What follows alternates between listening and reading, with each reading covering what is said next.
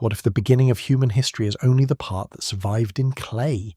That question waits quietly inside the broken tablets of ancient Mesopotamia.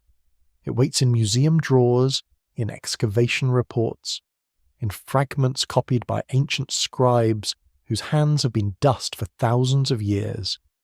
The Sumerians left behind lists, hymns, temple records, myths, and strange stories of the Anunnaki, those high beings who appear not only as gods, but as judges, overseers, rulers, and keepers of order. And there is the first quiet contradiction. The earliest civilization we can clearly read does not speak as if it is inventing the world from nothing.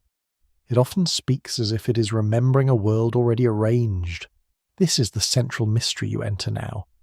Sumer is often called the first civilization, with its cities, writing, temples, kings, canals, administrators, and measured fields. Yet its own stories seem to reach backward into a time before named history. Before the first cities we can excavate with confidence, before the clay record becomes steady beneath the hands of historians, the record is fragmentary. It should be treated carefully. Scholars do not read these tablets as simple historical diaries. They are myth, theology, royal memory, temple tradition, political imagination, and sometimes old explanations wrapped in sacred language. Yet if you listen slowly, not as someone hunting for certainty, but as someone following a faint trail through dust, Sumer begins to feel less like a beginning and more like a doorway. Behind that doorway, something older breathes. You stand in the mind's eye, not the start of civilization, but at the edge of a question. A clay tablet lies before you, small enough to hold in the palm. Its surface is marked with wedge-shaped signs pressed by a reed stylus. Some lines are clear, others are broken away, a corner is missing, and with it perhaps a name, a number, or a phrase that would have made the whole sentence less mysterious. That is the strange beauty of Mesopotamian evidence. It speaks, but not completely. The archaeologist finds the clay. The museum preserves it. The Assyriologist compares the signs. The historian places it among other texts. Slowly, a translation appears. But even then, the tablet does not become simple. It belongs to a world where gods could own cities, rivers could answer to divine order, kingship could descend from heaven, and human labour could be described as part of a cosmic arrangement. It is tempting to smile at such ideas from a modern distance. Ancient people, we sometimes think, explained everything with gods because they lacked modern science. That is partly true, but it is also too easy. The Sumerians were not careless dreamers sitting in mud-brick shadows. They measured land, they counted grain, they organised workers, they tracked offerings, they shaped canals through difficult landscapes. They developed record-keeping because memory alone was not enough. They were practical, and that makes their myths more interesting, not less. Because when practical people preserve strange stories, the stories deserve patient attention, not blind belief, not dismissal either. Something in them mattered enough to copy, teach, recite, adapt, and carry forward into Akkadian, Babylonian, and later traditions. The old names shifted, the languages changed, yet the memory remained. One of the most curious features of Sumerian tradition is that it often places the true origin of order outside ordinary human invention. Kingship descends, the plans of temples are revealed, the great gods assign roles, the Anunnaki gather, judge, decree, and arrange the conditions of life. Human beings do not simply wake one morning and decide to build civilization. In many of these stories, civilization arrives through a structure already imagined by powers above humanity. For a cautious historian, this reflects sacred kingship and temple ideology. Cities needed legitimacy, and divine stories gave that legitimacy weight. A ruler was not just powerful, he was authorized. A temple was not just a building, it was the household of a god. A field was not merely soil, it belonged within a sacred economy. That explanation is strong, grounded, and useful. Still, a softer question remains. Why do these first written traditions sound so often like memories of inheritance? Why do they describe not merely creation, but organization? Why do gods in the earliest records feel, at times, less like distant stars and more like administrators of an old system? There is no need to force the answer. The clay does not allow that. You let the question rest while the world around it begins to form. The land is southern Mesopotamia, where the Tigris and Euphrates rivers spread through flat alluvial plains before reaching marsh and gulf. The soil is rich but demanding. Water brings life, and water also destroys. Fields need canals. Canals need labour. Labour needs coordination. Coordination needs authority. Authority needs memory. At first, that memory lives in bodies and voices. Then it enters marks, tokens, seals, and clay. Long before a tablet preserves a myth about gods and kings, small clay tokens help people count goods. Seals mark ownership and movement. Administrative habits grow from simple needs: sheep, barley, oil, beer, labour days, temple rations. All of them must be remembered. Slowly, in a way both ordinary and astonishing, writing begins not as poetry, but as accounting. This is one of the quiet surprises of Sumer. The first writing is not born from a desire to tell beautiful stories. It begins with the practical pressure of keeping track. A civilization must remember what it owes itself. Yet the moment writing becomes possible, older voices begin to enter it. Hymns, myths, lists, royal claims, and sacred traditions find their way into signs. Clay becomes more than storage. It becomes a vessel for time. And time, in Sumer, is not always neat. Some stories speak of ages before the flood. Some lists give kings' reigns so long they seem to belong to mythic duration rather than ordinary politics. Some traditions place wisdom, kingship, crafts, law, and social order in a world that begins before human history becomes readable. Scholars debate how these materials should be interpreted. Are they symbolic, political, theological? Echoes of real memories stretched through oral tradition? They may be all of these at once. That is where the mystery stays alive. Not because the tablets prove that another advanced civilization stood behind Sumer in some simple way. They do not. The evidence is incomplete, and careful reading matters. But the tablets do show that the Sumerians imagined their world as the visible surface of something older. They believed, or at least wrote, that human order had roots beyond human memory. And perhaps that is the gentlest way to approach the idea that the first civilization was never truly first, not as a claim shouted into darkness, but as a question placed beside a lamp. What came before the part we can read? Outside the imagined tablet room, the evening cools. The smell of wet clay lingers on the air. A reed stylus rests beside a drying tablet. Somewhere beyond the mud brick walls, insects murmur near dark water, and temple steps hold the last warmth of the day. The city feels new to history, but old to itself. You stay with that feeling. Sumer may be the first civilization whose voice reaches us clearly through writing. Yet the voice itself seems to speak from a deeper chamber. It tells of gods who organized, kingship that descended, cities that were chosen, humans who were formed for labor, and memories broken by flood and time. The first thing you learn from the clay is not an answer. It is a pause.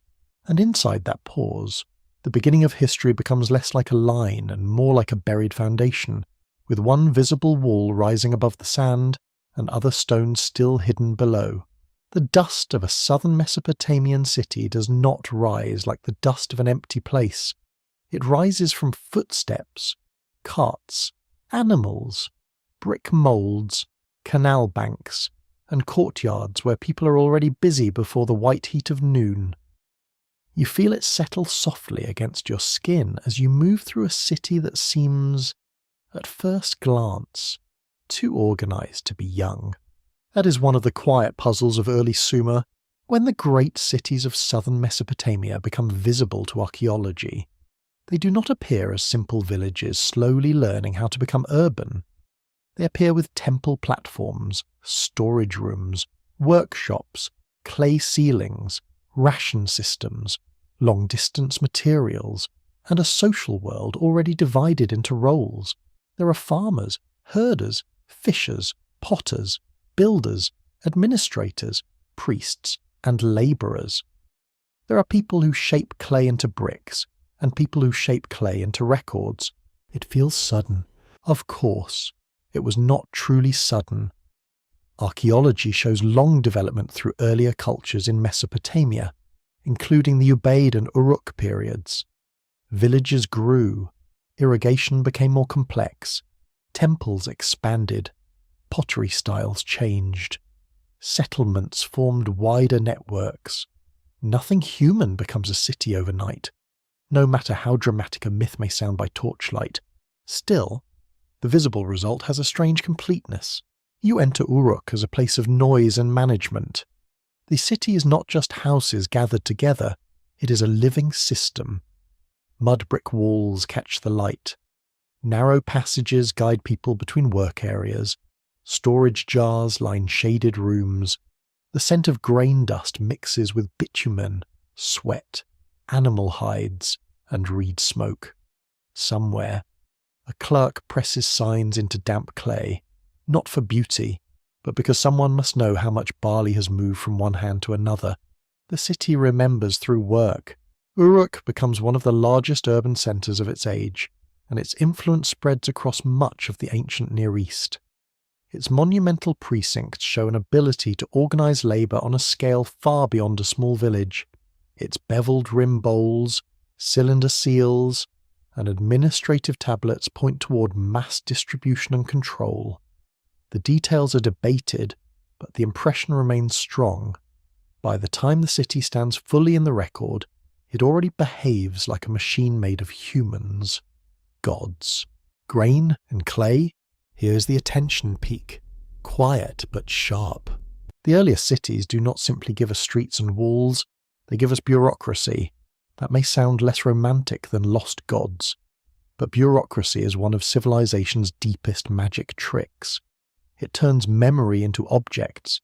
It turns obligations into marks. It turns food into numbers. It turns human time into something that can be counted, assigned, and demanded. Before long, a worker may not only ask what he owes the temple, the tablet can answer for him. Small clay, large power. In Sumerian thought, this organized world is not only practical, it is sacred. A city has a divine owner. A temple is not merely a public building. It is the home of a god, the center of economy, ritual, storage, and identity. The city's order mirrors a cosmic order.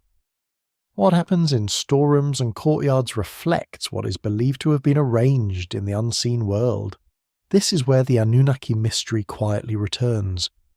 In later Mesopotamian texts, the Anunnaki appear as a group of powerful deities connected with judgment, fate, and the structure of divine authority. Their exact role changes across texts and periods, which is one reason scholars handle them carefully. They are not a single simple category. Sometimes they seem associated with the underworld, sometimes with the great gods who determine destiny. Sometimes they stand as a council, weighty and remote. Yet in the larger Mesopotamian imagination, gods are often involved in administration. They assign, measure, decree, and receive. They do not float vaguely above the world. They govern it. A grounded reading says this reflects how human society understood power. Kings and temples projected their own order into divine language. If earthly cities needed officials, divine reality could be imagined with councils and decrees. If temples organized grain, the gods could be imagined as owners of the whole system. That reading makes sense, but the curious fringe tidbit lies in the reverse possibility some have wondered about. Perhaps the gods seem administrative because the earliest remembered order itself felt inherited from something structured before writing. Not necessarily in the literal sense of a vanished technological empire, Though some fringe interpretations lean that way, more softly, the myths may preserve a memory of earlier systems of authority, ritual knowledge, or specialized leadership that had already formed before Sumer's written voice became clear. The evidence does not settle this. It only lets the question breathe. You move through the city and notice how many things require prior knowledge. A canal must be cut at the correct angle. Mud brick must be dried in the sun, stacked, repaired, replaced. Grain must be planted according to the season. Herds must be counted. Offerings must be timed. Labour groups must be fed. Trade goods must be recognized. Copper, stone, timber, and lapis lazuli do not all come from the local plain. They arrive through networks reaching distant places. The city is local, but its needs are wide.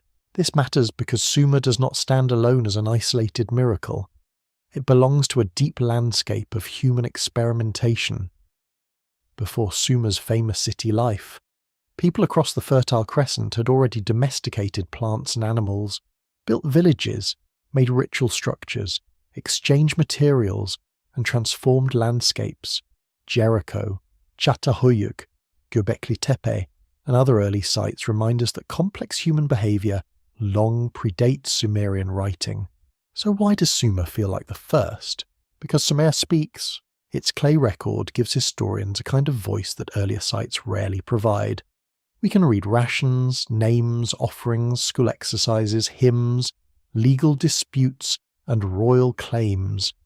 We can hear a civilization talking to itself. That does not mean it was first in every deeper sense. It means it was among the first whose internal memory hardened into durable words. This distinction is gentle, but important.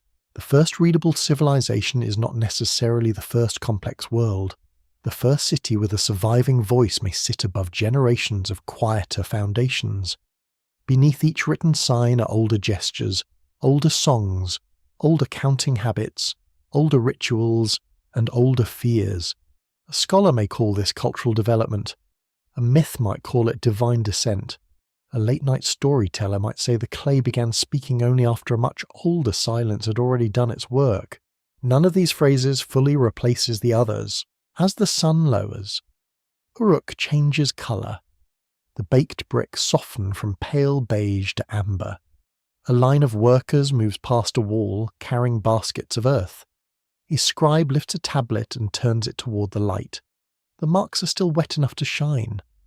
They record something ordinary, perhaps barley, perhaps labour, perhaps an offering owed to a temple household. Yet the ordinary is the clue. A civilization does not need only monuments to be advanced. It needs repeated habits.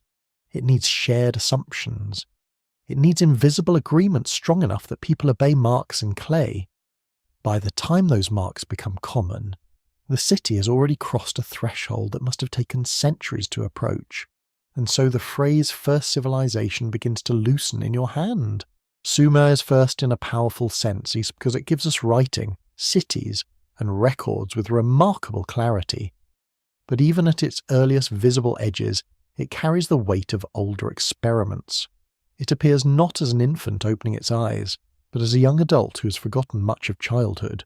The night wind moves along the canal. Water touches the mud bank with a low sound. In the dark, the city seems less sudden.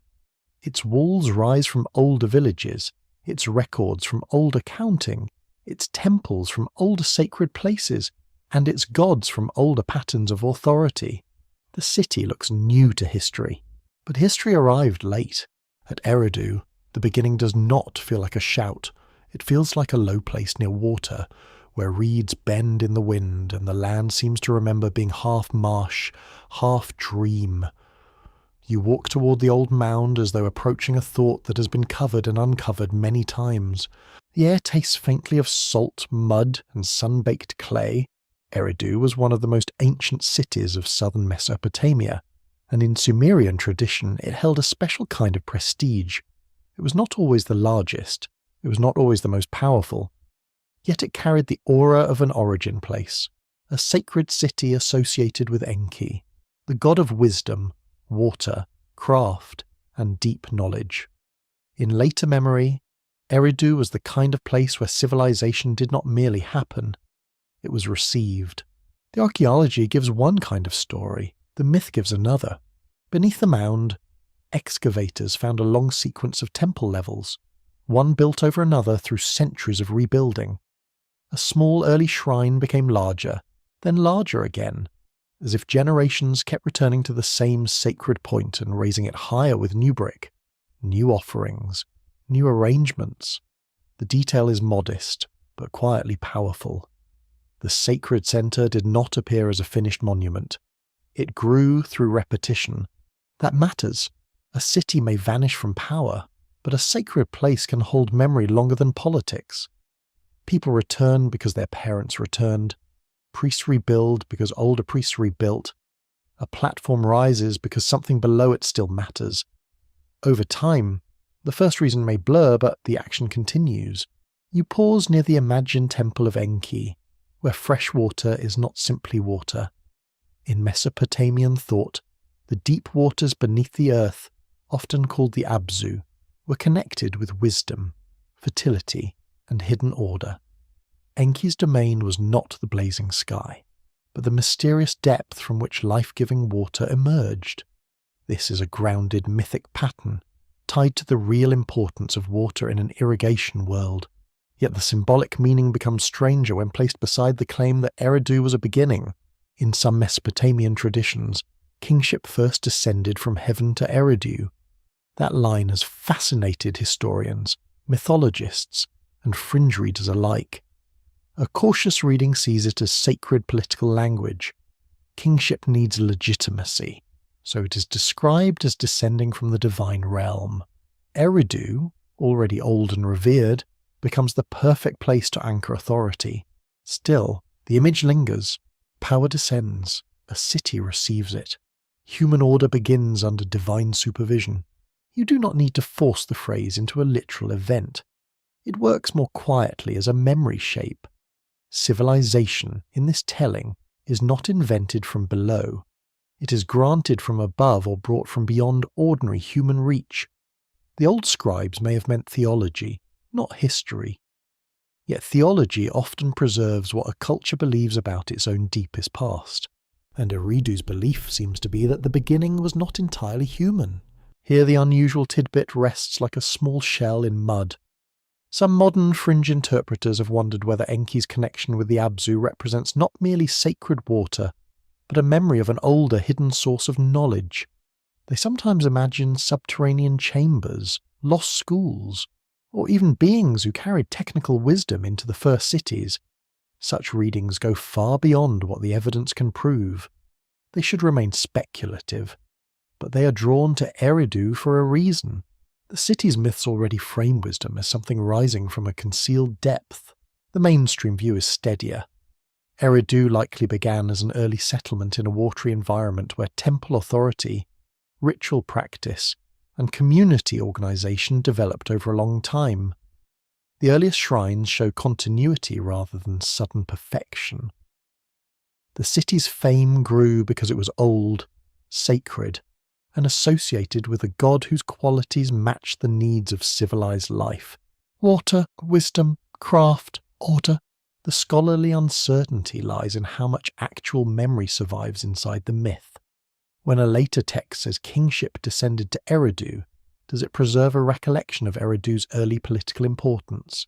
Does it reflect religious imagination created much later?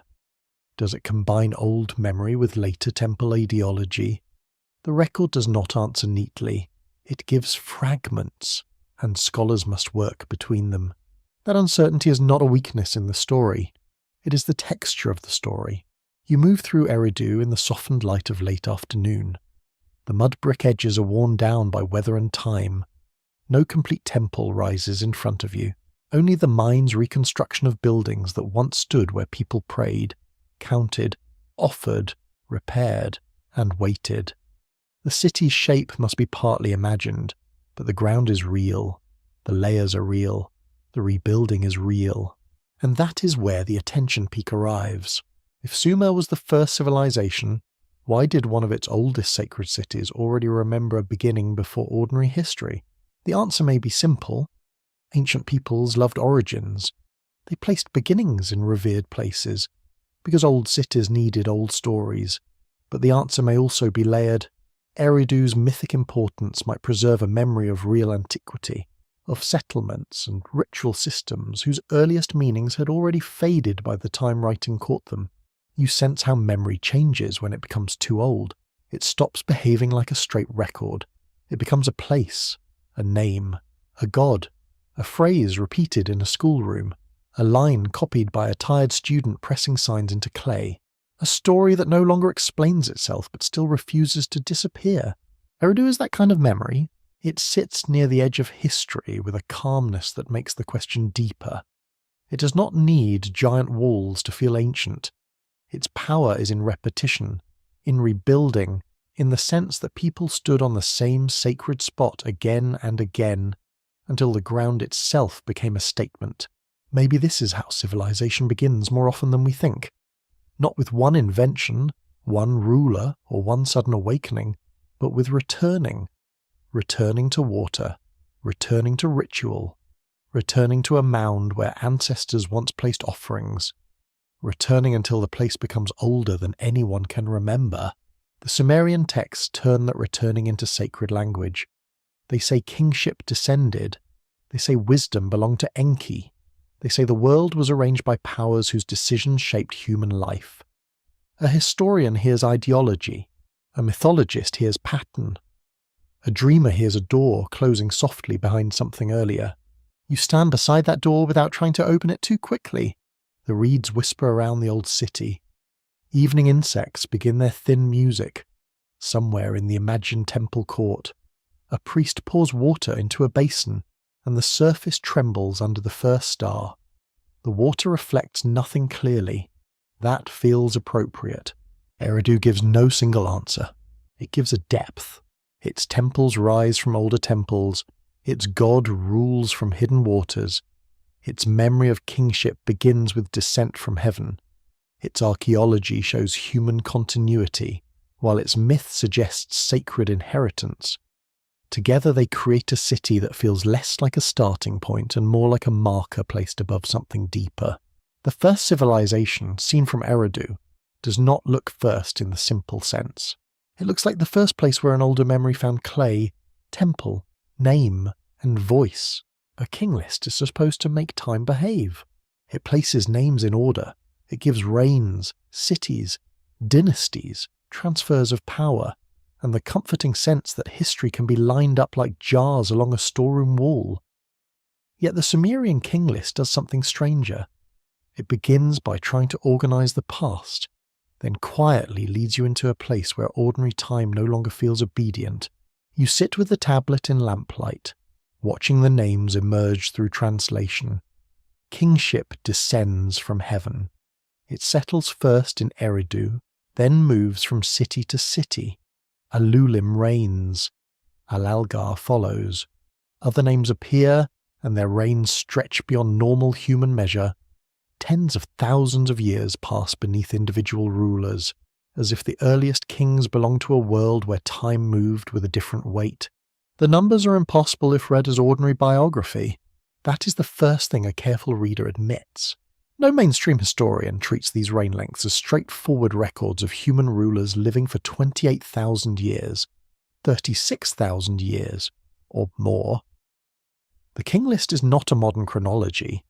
It is a political and theological document, probably shaped by scribes who wanted to place rival cities into one grand sequence of legitimate kingship.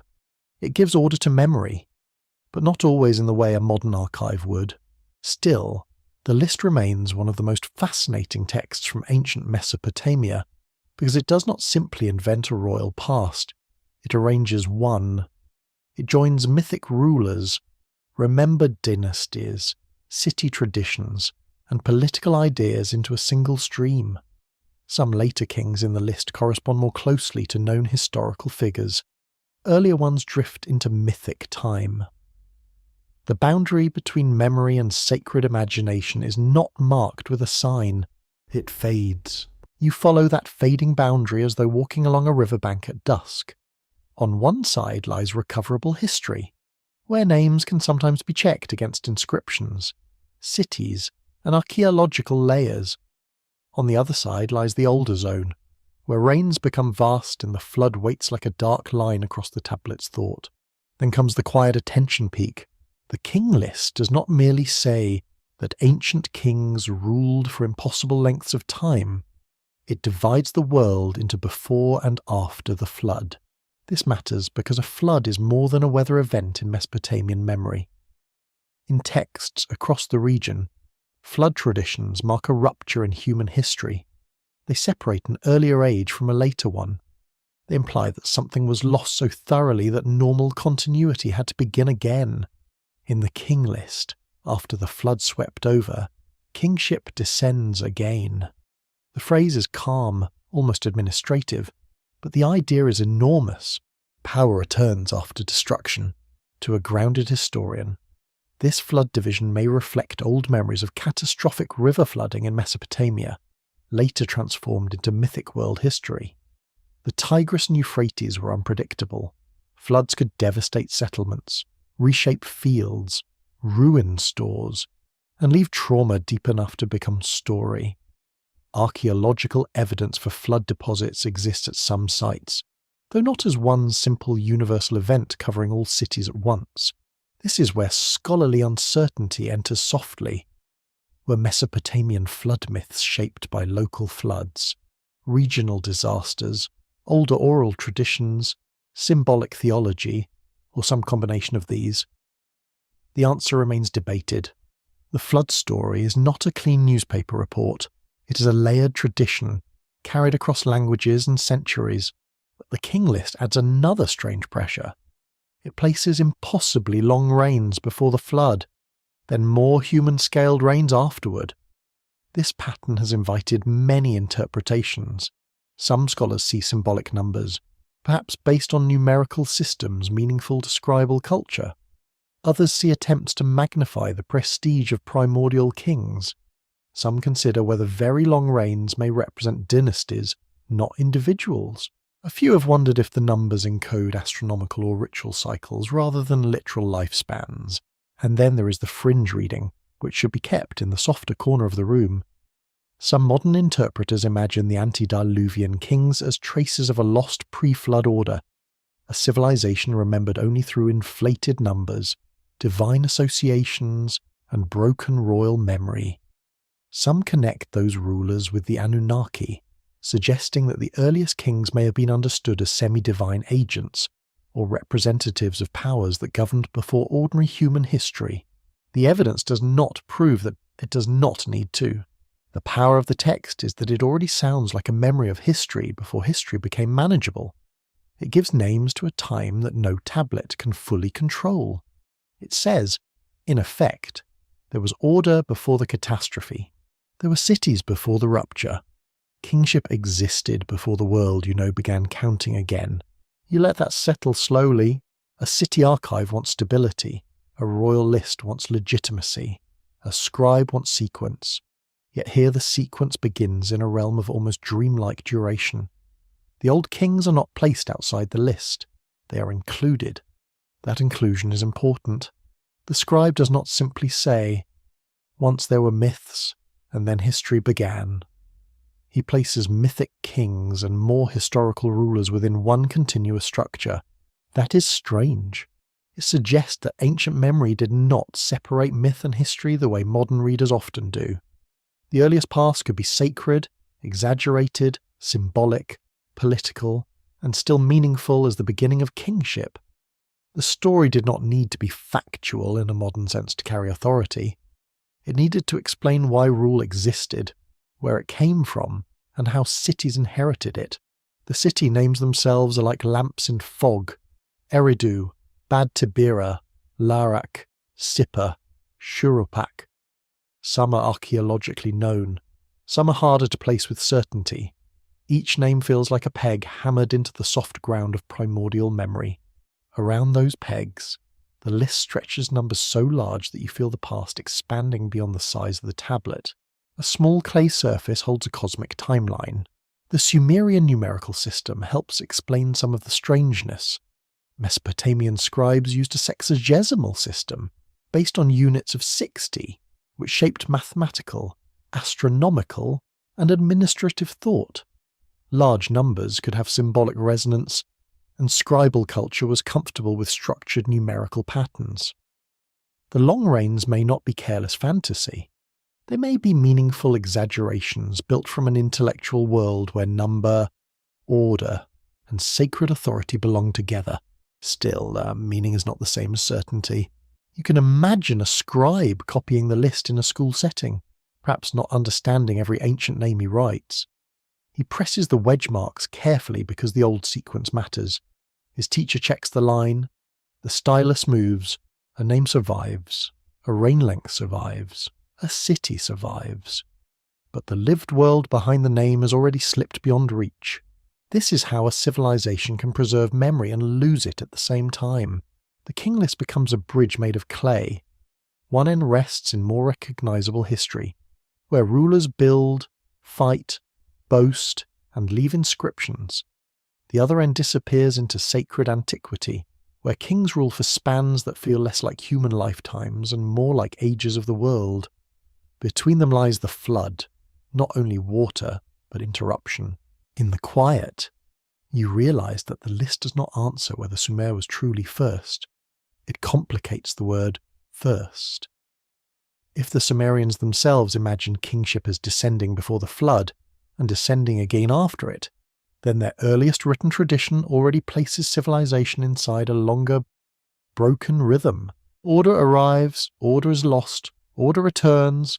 Outside the tablet room, night gathers over the plain. The canals darken. The stars appear slowly above mud brick roofs. Somewhere, a royal name once spoken with reverence has become a few signs on clay, and beside it stands a number no human life could fill. You do not have to believe the number literally. You only have to notice that someone preserved it, and perhaps that is the deeper wonder of the king list. It does not give you a clean beginning. It gives you a memory of beginnings layered over one another, with history, myth, politics, and sacred time pressed into the same small surface. The tablet tries to make time behave. Instead, it shows you how old the question really is. The gods of Mesopotamia do not always behave like distant lights in a peaceful sky. They meet, decide, assign, withhold, punish, reward, measure, and distribute. They have households, messengers, servants, territories, rivalries, and responsibilities. They are surrounded by the language of order. That is why the Anunnaki feel so unusual when you meet them in the older imagination. They are not simple figures with one fixed role across every text. Mesopotamian religion changed over time. Across cities, languages, dynasties, and scribal schools, a god could have several functions, and a divine group could shift meaning depending on context. The Anunnaki appear in different ways, sometimes linked with the great gods, sometimes with judgment, sometimes with the underworld, sometimes as a council whose presence gives weight to divine decisions. They are hard to simplify, and that is part of their power. A modern reader often wants a clean definition. Ancient religion rarely offers one. It behaves more like a city of overlapping rooms, where names echo through different doors. The Anunnaki are not always described with the same precision, but they carry the feeling of authority.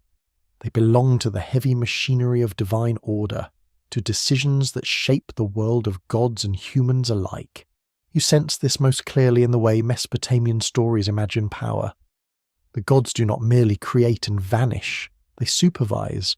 They distribute destinies. They receive offerings through temples. They own cities in a sacred sense.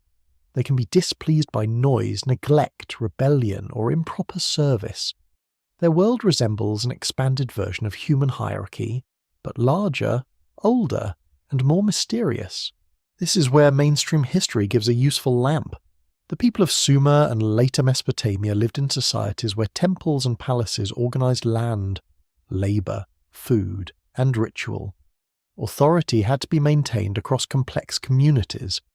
It is not surprising that divine order was imagined in administrative terms. If earthly life depended on managers, scribes, overseers, and councils, then heavenly life could be pictured through similar patterns. The gods became the highest administration. There is a quiet irony in that.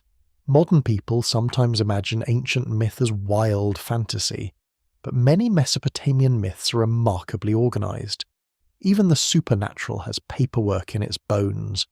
Decisions are made in assemblies, roles are assigned. Divine powers called me, those mysterious principles or decrees of civilization, are possessed, transferred, guarded, and sometimes stolen. The me are especially strange. They appear in Sumerian literature as divine powers or cultural offices that make ordered life possible. They include aspects of kingship, priesthood, truth, music, craft, sexual life, weapons, judgment, and other features of civilization. In one famous mythic pattern, these powers are not invented casually by humans. They belong to the divine realm and are connected with gods such as Enki and Inanna. That's the attention peak, quiet but bright. Civilization is imagined almost like a set of sacred operating instructions. This does not mean the Sumerians believed in machines in a modern sense.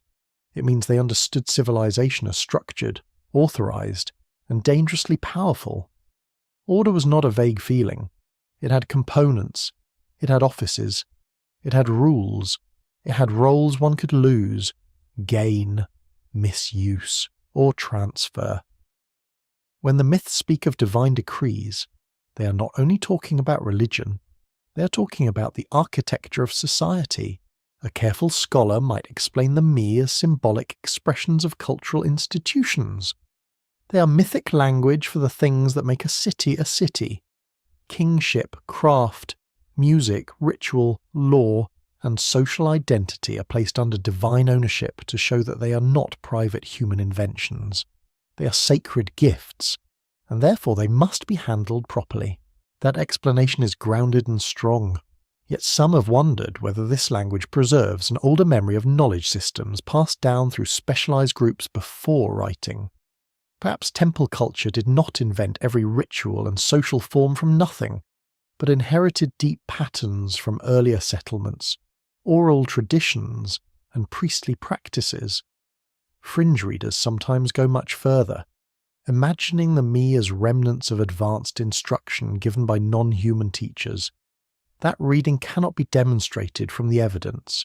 Still, the mythic shape invites speculation because it treats culture as something delivered, not simply discovered. You walk into a temple courtyard in the mind's eye. The brick is warm beneath the last light. A copper bowl catches a red reflection from the sky. Priests move quietly near an altar. Scribes keep account of offerings, grain, animals, oil, textiles, and labour. Nothing about the scene feels random. Each action belongs to a sequence. Each object has a place. This is civilization as choreography. At its centre stands the idea that humans serve within a larger order. They do not control the god. They negotiate, honour, fear, feed, praise, and depend on them. A city's survival is practical, but it is also sacred.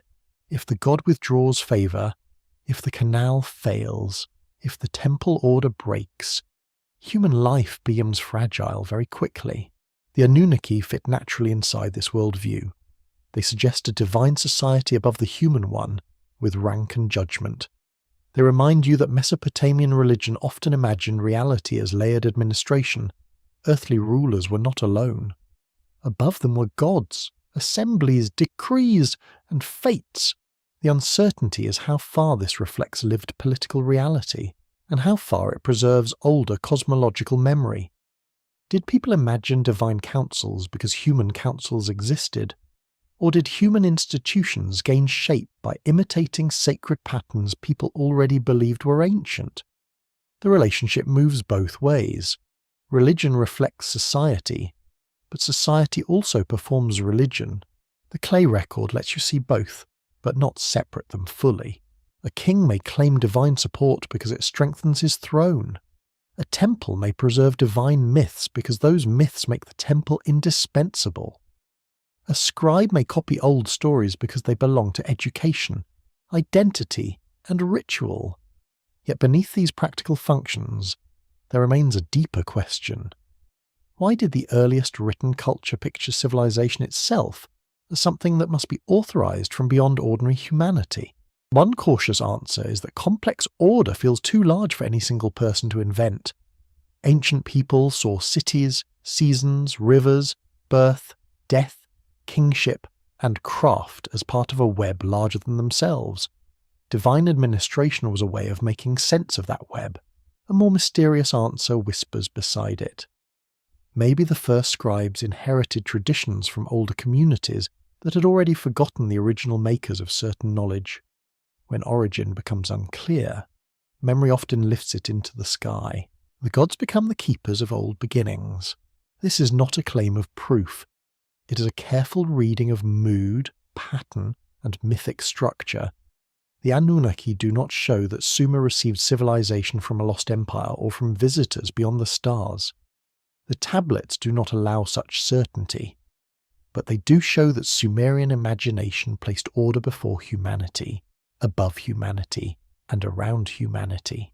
That alone is enough to disturb the simple idea of firstness, because if the first readable civilization believed civilization came from an older divine order, then its own self-understanding was not modern pride, it was inheritance. The city did not say, "We made everything." It said, in many sacred ways, "We received our place." Night settles over the temple. The smell of incense curls through a doorway. A statue's eyes catch a faint gleam from a lamp. Somewhere, a clerk ties a label to a storage jar, and the small act belongs to the same world as hymns to heaven. The sacred and the practical do not separate. That is the strange calm of Mesopotamian civilization. A ration tablet, a temple hymn, a royal inscription, and a myth of divine decree all point toward the same hidden structure. The world must be managed. The city must be fed. The gods must be honoured. Memory must be kept.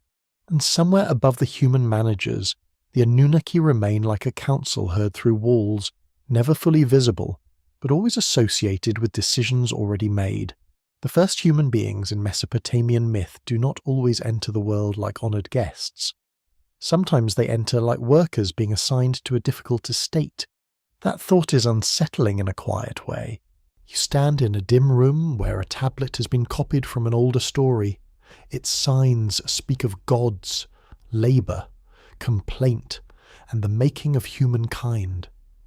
The clay is not giving you a modern scientific account of origins. It is giving you a sacred explanation for why humans must work, suffer, serve, build, carry, plant, dig, grind, and maintain the fragile order of life. In several Mesopotamian creation traditions, divine beings grow tired of labour. The work of maintaining canals, fields, and the earthly order becomes burdensome. Human beings are then made to take up that task. The details vary across texts, periods, and languages, but the pattern is striking. Humanity is created within a system of service. This is one of the oldest surviving answers to the question of why people exist. Not to rule the world freely, not to wander without obligation, not even, at first, to seek personal happiness. Humans exist to support divine order, to feed the gods through offerings, to maintain temples, to cultivate land, and to keep the cosmic household functioning. A modern listener may feel the harshness of that, yet the myth reflects a society where labour was everywhere. Irrigation demanded constant effort. Fields needed clearing. Canals silted up. Grain had to be harvested, stored and distributed. Temples required offerings as repairs, as stuff and records. A city was not a dream of freedom. It was a coordinated burden. The myth turns that burden into origin. You notice how different this feels from later ideas of human dignity shaped by other traditions. In Mesopotamian thought, humans matter, but they are not usually the centre of creation in a sentimental way. They are necessary because the gods require service. Their lives belong inside a larger order that existed before them. There is the attention peak.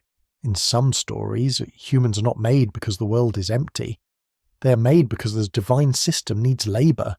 This detail has attracted both scholars and fringe interpreters for a long time. A careful historian sees the myth as a reflection of temple society and agricultural reality. Ordinary people worked for institutions larger than themselves. The gods, imagined as divine masters, gave sacred meaning to that arrangement. The story explains why humans must endure toil. It also justifies temples as the proper channels between human work and divine need. That reading is grounded, yet the unusual tidbit rests in the specific tone of the myth. The gods are not only creators, they are problem solvers facing a workload.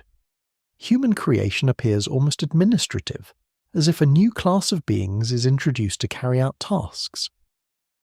Some modern speculative writers have connected this with the Anunnaki, reading the myths as distant memories of engineered labourers serving powerful non-human overseers. That interpretation goes far beyond what the tablets can support, but it grows from a real textual pattern. The ancient stories do describe humanity in relation to divine labour management. The clay does not say what some modern theories want it to say, but it does say something strange enough on its own. You move into the human side of the story. A worker bends near a canal with mud on his legs. A woman grinds grain in a courtyard as dust clings to her hands. A potter turns wet clay while smoke drifts from a kiln. A young man carries baskets of earth for a building project ordered by temple or ruler. Each person lives within a web of obligation. The city survives because countless bodies repeat necessary tasks. In that world, creation as labour assignment does not feel abstract. It feels like explanation. Why do humans dig? Why do humans sweat? Why must grain be measured, rations received, and offerings delivered? Because the order of the world requires it. Because the gods arranged it so. Because life itself is service. There is a sadness in that, but also a kind of stability. The uncertainty begins when you ask how literally ancient people understood these stories. Did they imagine a specific event when humans were first formed for divine work? Did they treat the story as sacred metaphor? Did different communities hear it differently? Some scribes copied these texts in learned settings, perhaps with theological sophistication. Others may have known simpler oral versions. No single ancient listener can speak for all of them. The evidence remains incomplete. You can only watch the pattern repeat. Humans are placed in a world already structured by gods. They receive roles. They maintain what they did not create. They serve powers whose decisions came before them. Even when kings rise and cities grow, human authority remains secondary. The divine order is older. This helps explain why Sumer can feel like a civilization remembering an earlier arrangement. Its myths do not celebrate humans as the first inventors of society. They often describe humans as late arrivals into a system already heavy with rules, divine ranks, cosmic offices, sacred duties, and inherited powers. The human being arrives after the plan. That is a small sentence, but it changes the mood of the whole story. If civilization means organized labor, shared belief, social hierarchy, food production, ritual centers, and memory systems, then the creation myths place humanity inside those patterns from the beginning. The myths do not show a lonely person discovering civilization step by step. They show a populated divine world solving a problem by creating a working species. Of course, this is mythic language. Humans evolved over immense time, and cities emerged through long social development. Archaeology tells that story through bones, tools, seeds, houses, graves, and settlement layers. Myth tells a different kind of truth, not necessarily factual but revealing. It shows what a culture believed its labour meant, and Sumerian culture seems to have believed labour was sacred because it was demanded by the structure of reality. You hear this in temple offerings, and the gods are fed with bread, beer, meat, dates, and oil. Statues receive care as if divine presence lives through them. Human work becomes nourishment for the unseen. The temple kitchen, the field, the storeroom, the altar, and the tablet archive all belong to one cycle. A divine household must be maintained. The fringe imagination sometimes turns this into a darker image, picturing humans as a created workforce for masters who came from elsewhere. That picture is dramatic, but the ancient evidence is more subtle. It does not need spacecraft or secret machines to feel uncanny. The uncanniness is already there in the idea that the earliest written people saw themselves as servants of an order older than memory. You let the thoughts slow down. A reed mat lies on the floor. A jar of barley stands against the wall. A tablet records rations for workers whose names are mostly lost.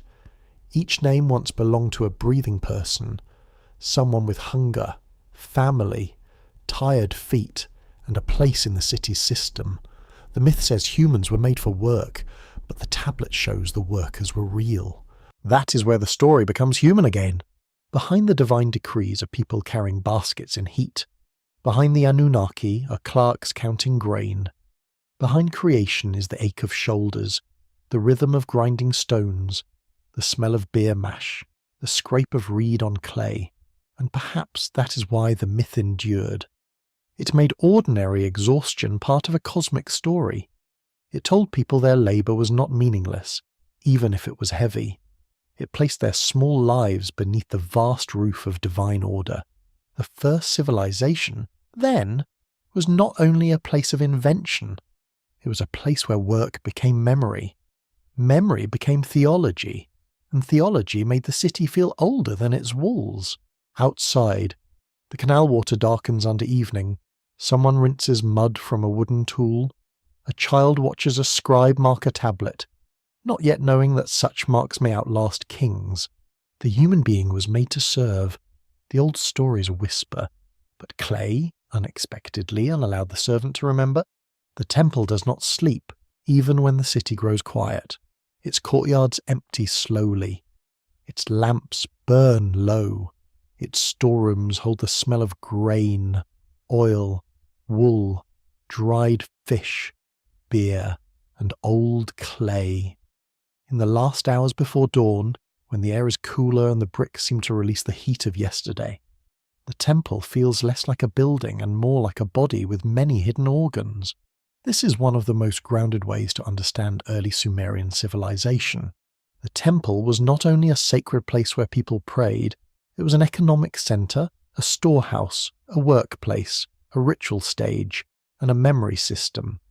In many early Mesopotamian cities, temple institutions managed resources, received offerings, distributed rations, organized labor, and gave religious meaning to practical life.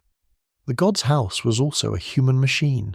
You walk through it slowly, a room for grain, a room for oil, a room where textiles are counted, a room where jars are sealed, a courtyard where animals are received, a shaded corner where a scribe presses signs into wet clay while another person waits, perhaps impatiently. Though polite impatience is probably as old as civilization itself, the temple turns movement into record. That is the quiet attention peak.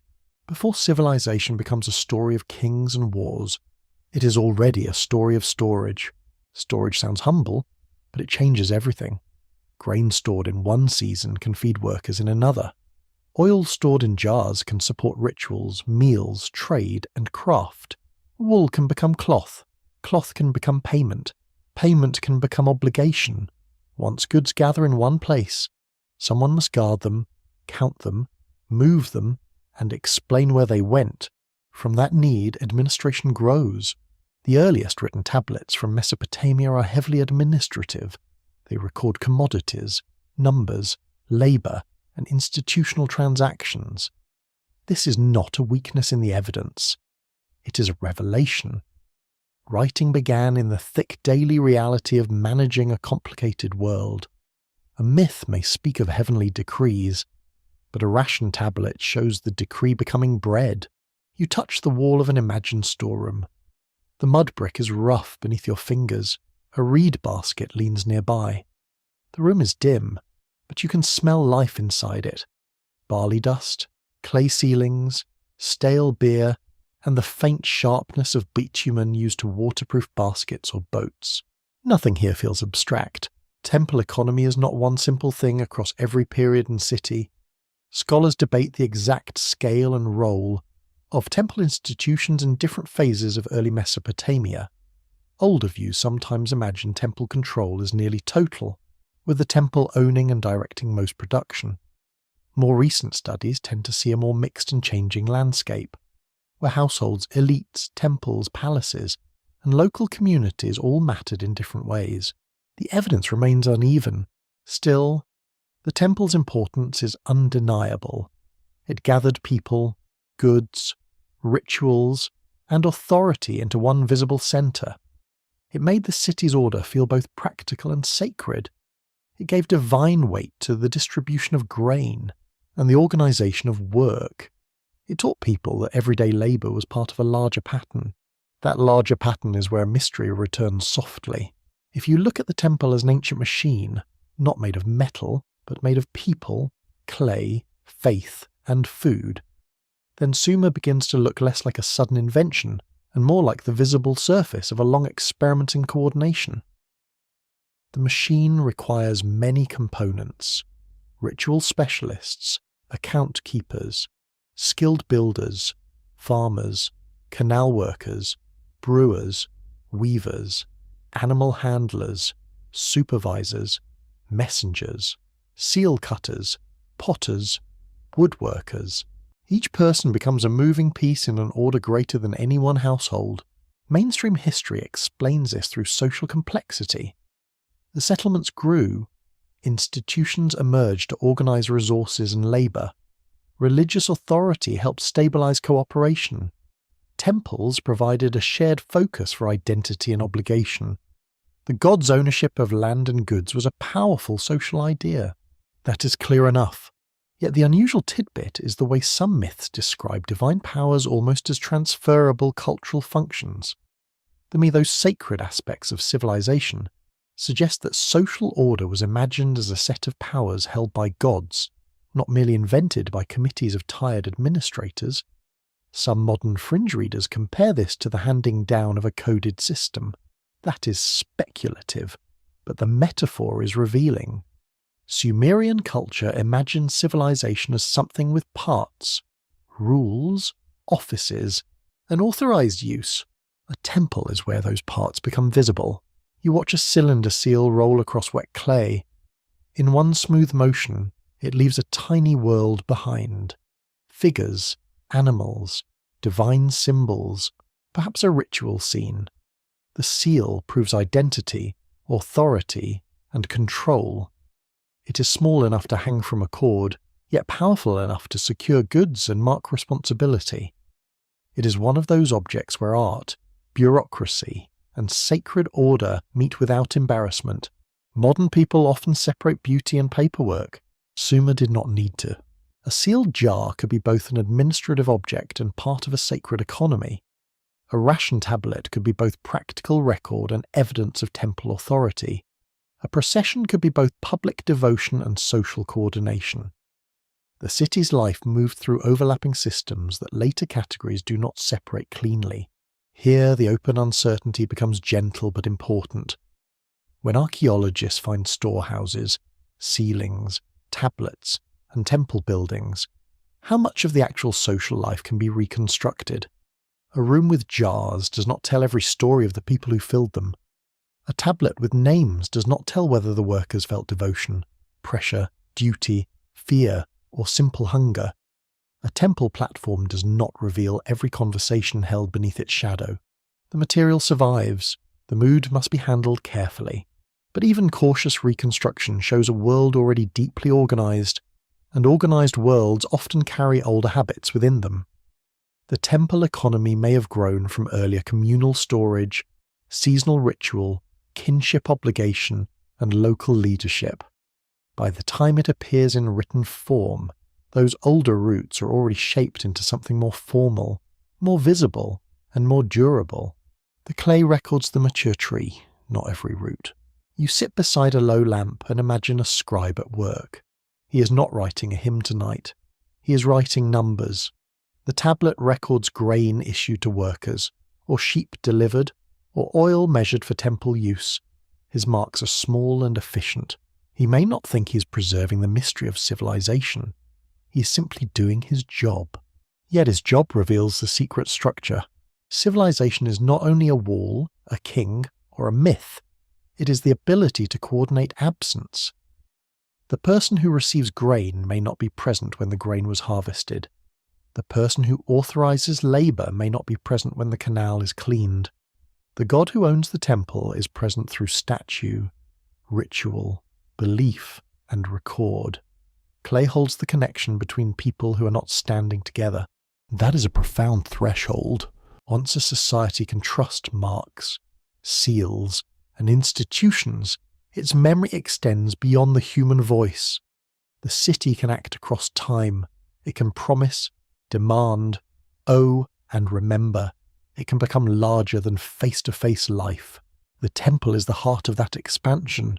It also helps explain why Sumerian tradition could imagine civilization as inherited from divine order. To a person living inside such a system, the city might genuinely feel too intricate to belong only to human decision. The temple machine was built by human hands, but its authority reached beyond them.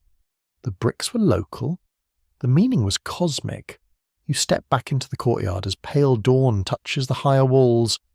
A priest crosses the open space with a vessel of water. A worker lifts a sack of grain.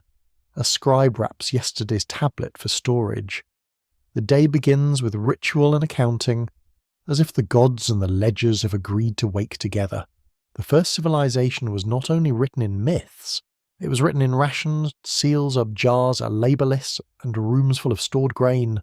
And if the temple feels like a machine, it is because it performed the oldest work of civilization, turning fragile human effort into a pattern that could endure after the hands were gone. A buried city is rarely buried once.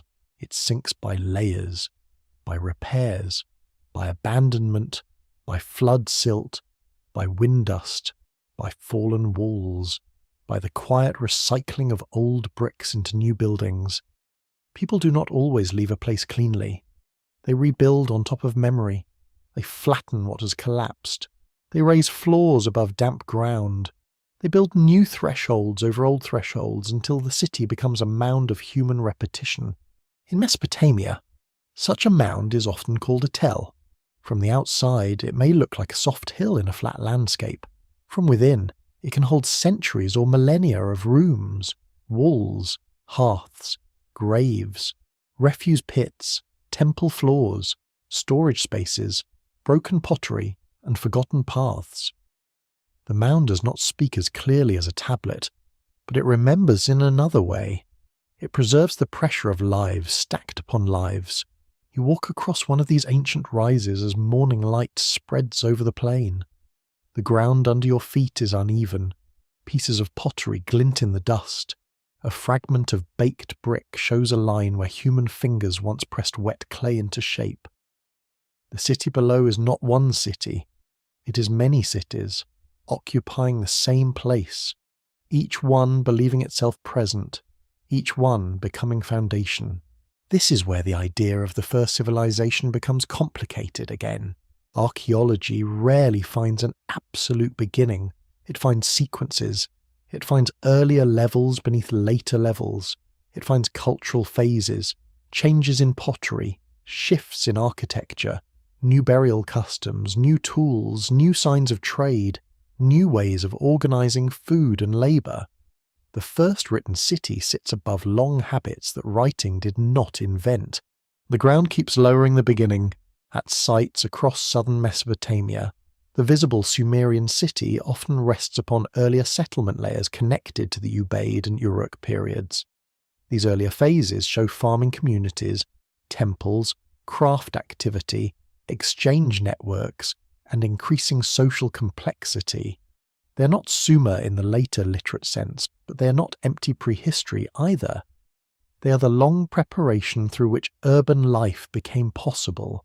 That is the quiet attention peak. The more carefully you dig for the beginning, the more the beginning moves downward. This does not mean there was a hidden super-civilization beneath every city. That would be too simple, and the evidence does not support such certainty. It means that what people call the first civilization is often the first visible crest of a much deeper wave. A city with writing may be the one we hear, but the silence beneath it is not absence. It is older human effort without surviving words. You kneel beside an excavation trench in the mind's eye. The wall of earth shows bands of colour, ash, mud brick, silt, packed floor, broken pottery, another floor below that. Each layer was once a present moment. Someone swept that floor. Someone dropped that shard. Someone repaired that wall. Someone thought the building would last. Then another generation changed it. The mainstream historical detail here is simple but important. Early Mesopotamian urbanism developed through long processes of settlement growth, agricultural intensification, irrigation management, temple development, craft specialization, and regional interaction. The Sumerian cities did not rise from nowhere. They emerged from centuries of human adaptation to a demanding river landscape. But the unusual tidbit lies in the way later Sumerian traditions sometimes remember cities as if they were chosen or established within a divine order. Eridu is sacred. Uruk is mighty. Nippur holds authority. Shuruppak remembers the flood. Each city becomes more than an archaeological site. It becomes a node in a sacred geography, almost like points in an older map whose earliest meaning has partly faded. Some modern speculative readers have wondered whether this sacred geography preserves memory of a planned system, a network older than the written city names. That suggestion should remain careful and light. Archaeology offers stronger explanations through settlement patterns, water access, trade routes, temple prestige, and political development. Yet the mythic pattern is still interesting. The Sumerians did not imagine their cities as random human clusters. They imagined them as placed within an order. You continue along the mound as the sun warms the earth. A dry reed scratches against your ankle. The wind carries the faint smell of dust and distant water. Under your feet, older courtyards lie sealed in darkness. Their doors no longer open. Their ovens are cold. Their owners have no names in any tablet. This is one of the deep limits of history. Writing preserves some people and erases many more. Kings speak loudly. Temples speak often. Administrators leave thousands of marks. But the earliest farmers, builders, potters, mothers, children, and field workers beneath the written layers remain nearly silent. Their lives shaped the world that Sumer inherited, but they did not leave sentences for you to read. Their absence creates room for mystery. Scholars debate how much continuity links earlier cultures to later Sumerian identity. Did the people of the Ubaid period speak a language related to Sumerian? Were Sumerians newcomers to the region, local descendants of earlier groups, or part of a complex mixture? The question remains unsettled. The Sumerian language is a language isolate, not clearly related to known language families, which adds to the sense of strangeness around origins. That uncertainty should not be turned into wild certainty. A language isolate does not prove a lost empire or divine intervention. It simply means the surviving evidence has not connected Sumerian securely to a broader family. Languages can disappear without leaving relatives. Migrations can blur. Deep time can erase connections. Still, the effect is haunting. The first civilization whose writing we can read speaks in a language with no confirmed family. From cities built on older layers, in a land where myth says order descended from beyond ordinary humanity.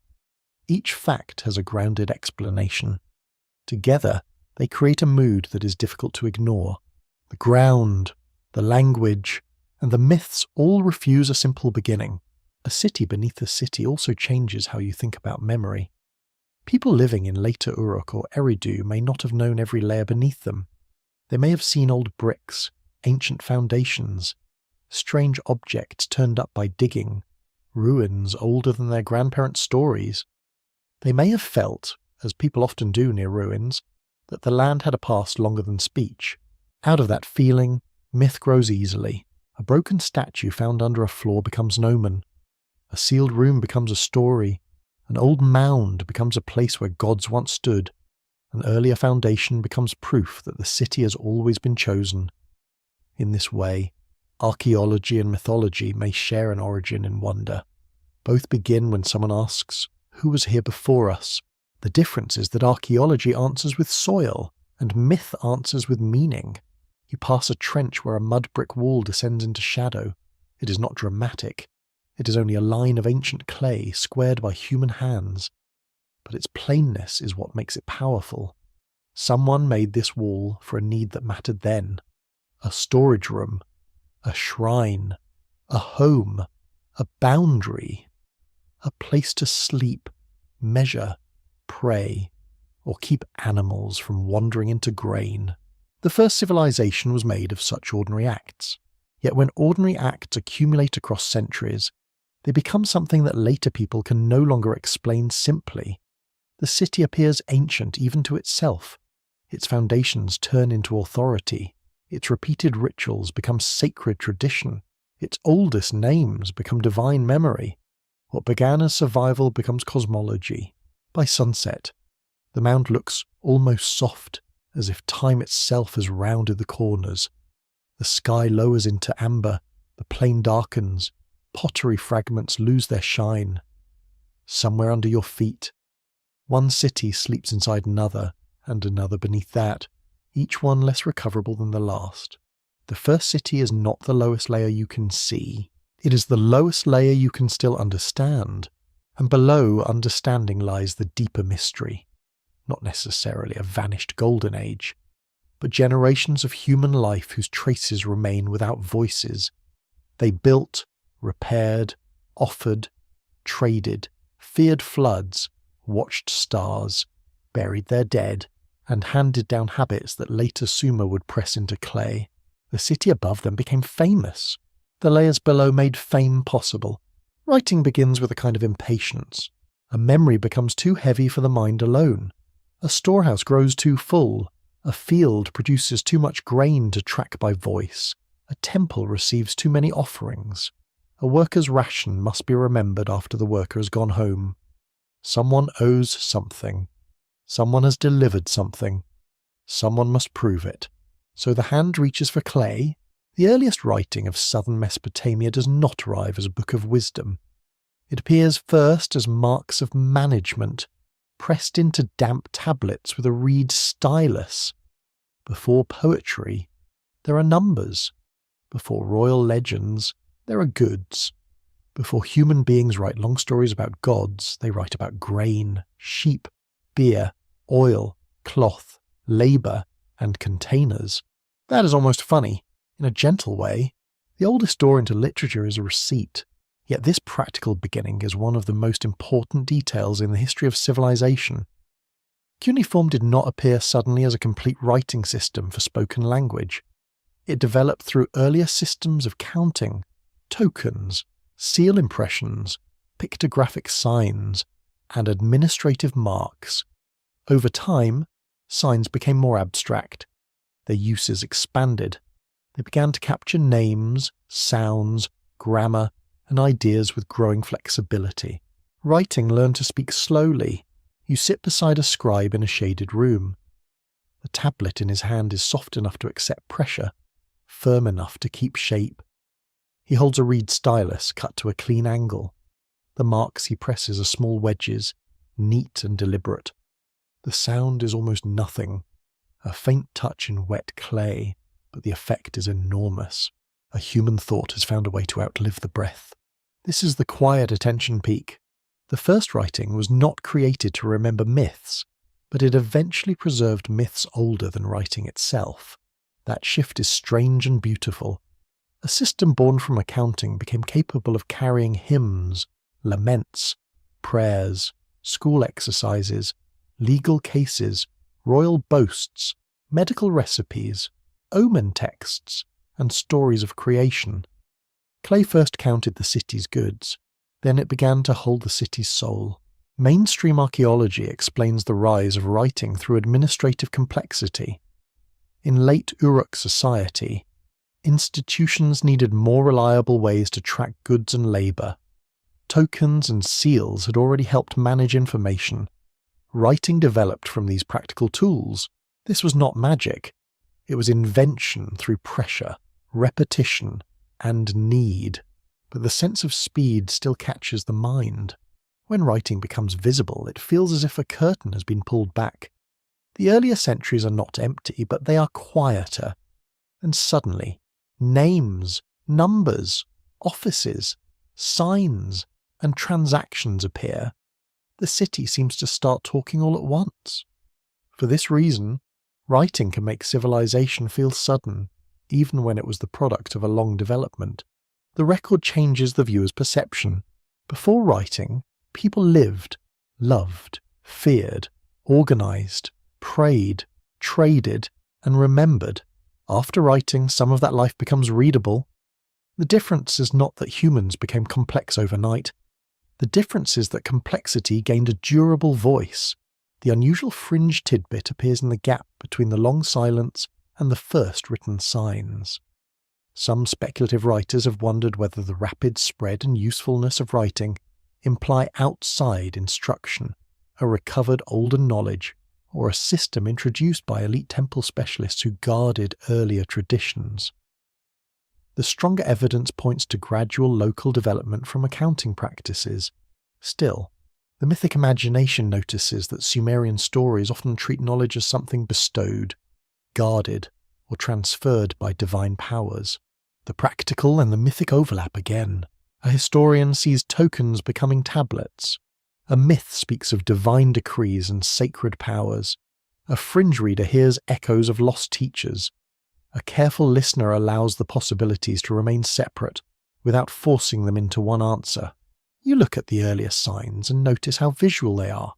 A head, a bowl, a measure, a jar, a number. They are not yet the fully developed cuneiform of later scribal schools. They are closer to pictures and accounting symbols, arranged for institutional use. They do not read easily to modern eyes, and many early tablets remain difficult to interpret. This uncertainty matters. Scholars can identify many signs and patterns, but not every tablet yields a simple translation. Some early signs are still debated. Some numerical systems vary by commodity. Some tablets may record transactions whose context is lost. Writing at its birth is not transparent. It is a tool being shaped while being used. That makes the first tablets feel both familiar and alien. Familiar, because they track human concerns still recognizable today. Food, work, property, obligation, alien, because the system is incomplete to us. Built for people who already knew the context. A mark that meant something obvious in a storeroom 5,000 years ago can become a puzzle in a modern museum. The clay remembers, but not always politely. As writing matures, scribes become essential. They are more than copyists. They are trained keepers of signs, numbers, formulas, and institutional memory. Learning to write takes discipline. A student must copy lists, signs, words, phrases, and model texts. The schoolroom becomes one of civilization's most powerful hidden spaces because it produces the people who can make memory official. A spoken claim may fade, a written tablet can accuse. This is a deep transformation. Writing creates distance between event and witness. It allows authority to travel beyond the person speaking. It makes a temple larger, a palace stronger, a legal claim sharper, and an old myth more durable. It also changes time. A dead scribe can still be read.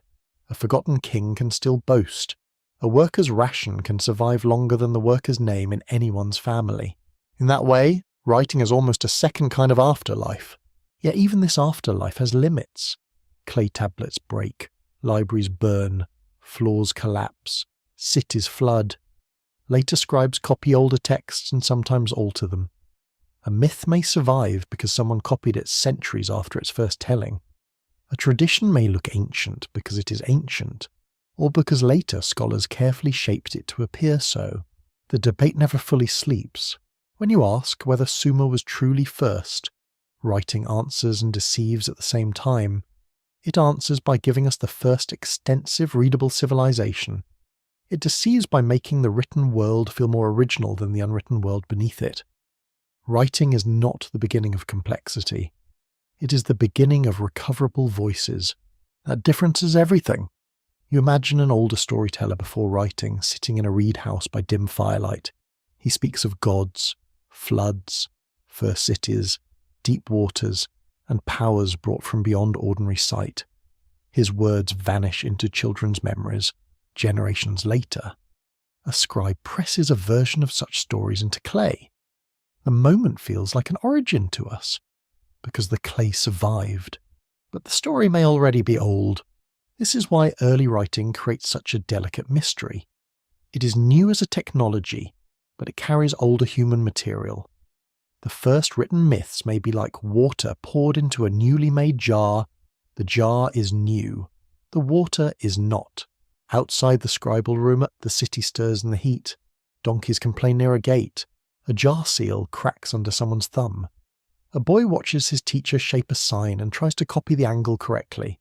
His tablet is clumsy, full of mistakes, but even mistakes become evidence when buried long enough. The city is learning to remember itself, and because it remembers itself in clay, it becomes first in a way earlier worlds could not. Not first to build, not first to worship, not first to count, not first to wonder.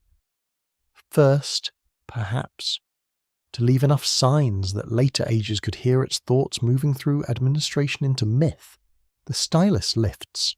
The wet marks remain. Somewhere inside them is the beginning of history as readable memory, and somewhere behind them is the older silence that writing never fully captured. Flood stories sound simple until you sit with them too long. Water rises. The world breaks. A chosen survivor carries life across the ruin. The waters fall back, and human history begins again on damp ground. It is one of the oldest patterns in storytelling, and in Mesopotamia it carries a particular weight, because the rivers were never only scenery, they were life, danger, blessing, and threat in the same moving body. You stand near a canal at night and listen to the water move against the bank. It sounds calm now, almost kind, but southern Mesopotamia depended on rivers that could shift, flood, feed fields, drown fields, and change the fate of cities. Irrigation made civilization possible. Yet water always reminded people that order was temporary. This is why the flood in Mesopotamian tradition feels more than symbolic. In Sumerian and later Akkadian stories, a great flood interrupts the human world. Different versions preserve different names and details. The Sumerian flood story includes the pious figures Yasudra. Later Akkadian traditions give us Atrahasis and Utnapishtim, known from broader Mesopotamian literature. These texts do not match perfectly, but they share a powerful shape. The gods decide destruction. A warning reaches one human. A vessel preserves life. And the world that follows is not quite the same as the world before. The flood becomes a hinge. That is the quiet attention peak. In some Mesopotamian traditions, history does not begin once, it begins again. This matters deeply for the question of whether the first civilization was truly first. If the old texts divide time into a world before the flood and a world after the flood, then the written imagination of Mesopotamia already carries a broken timeline.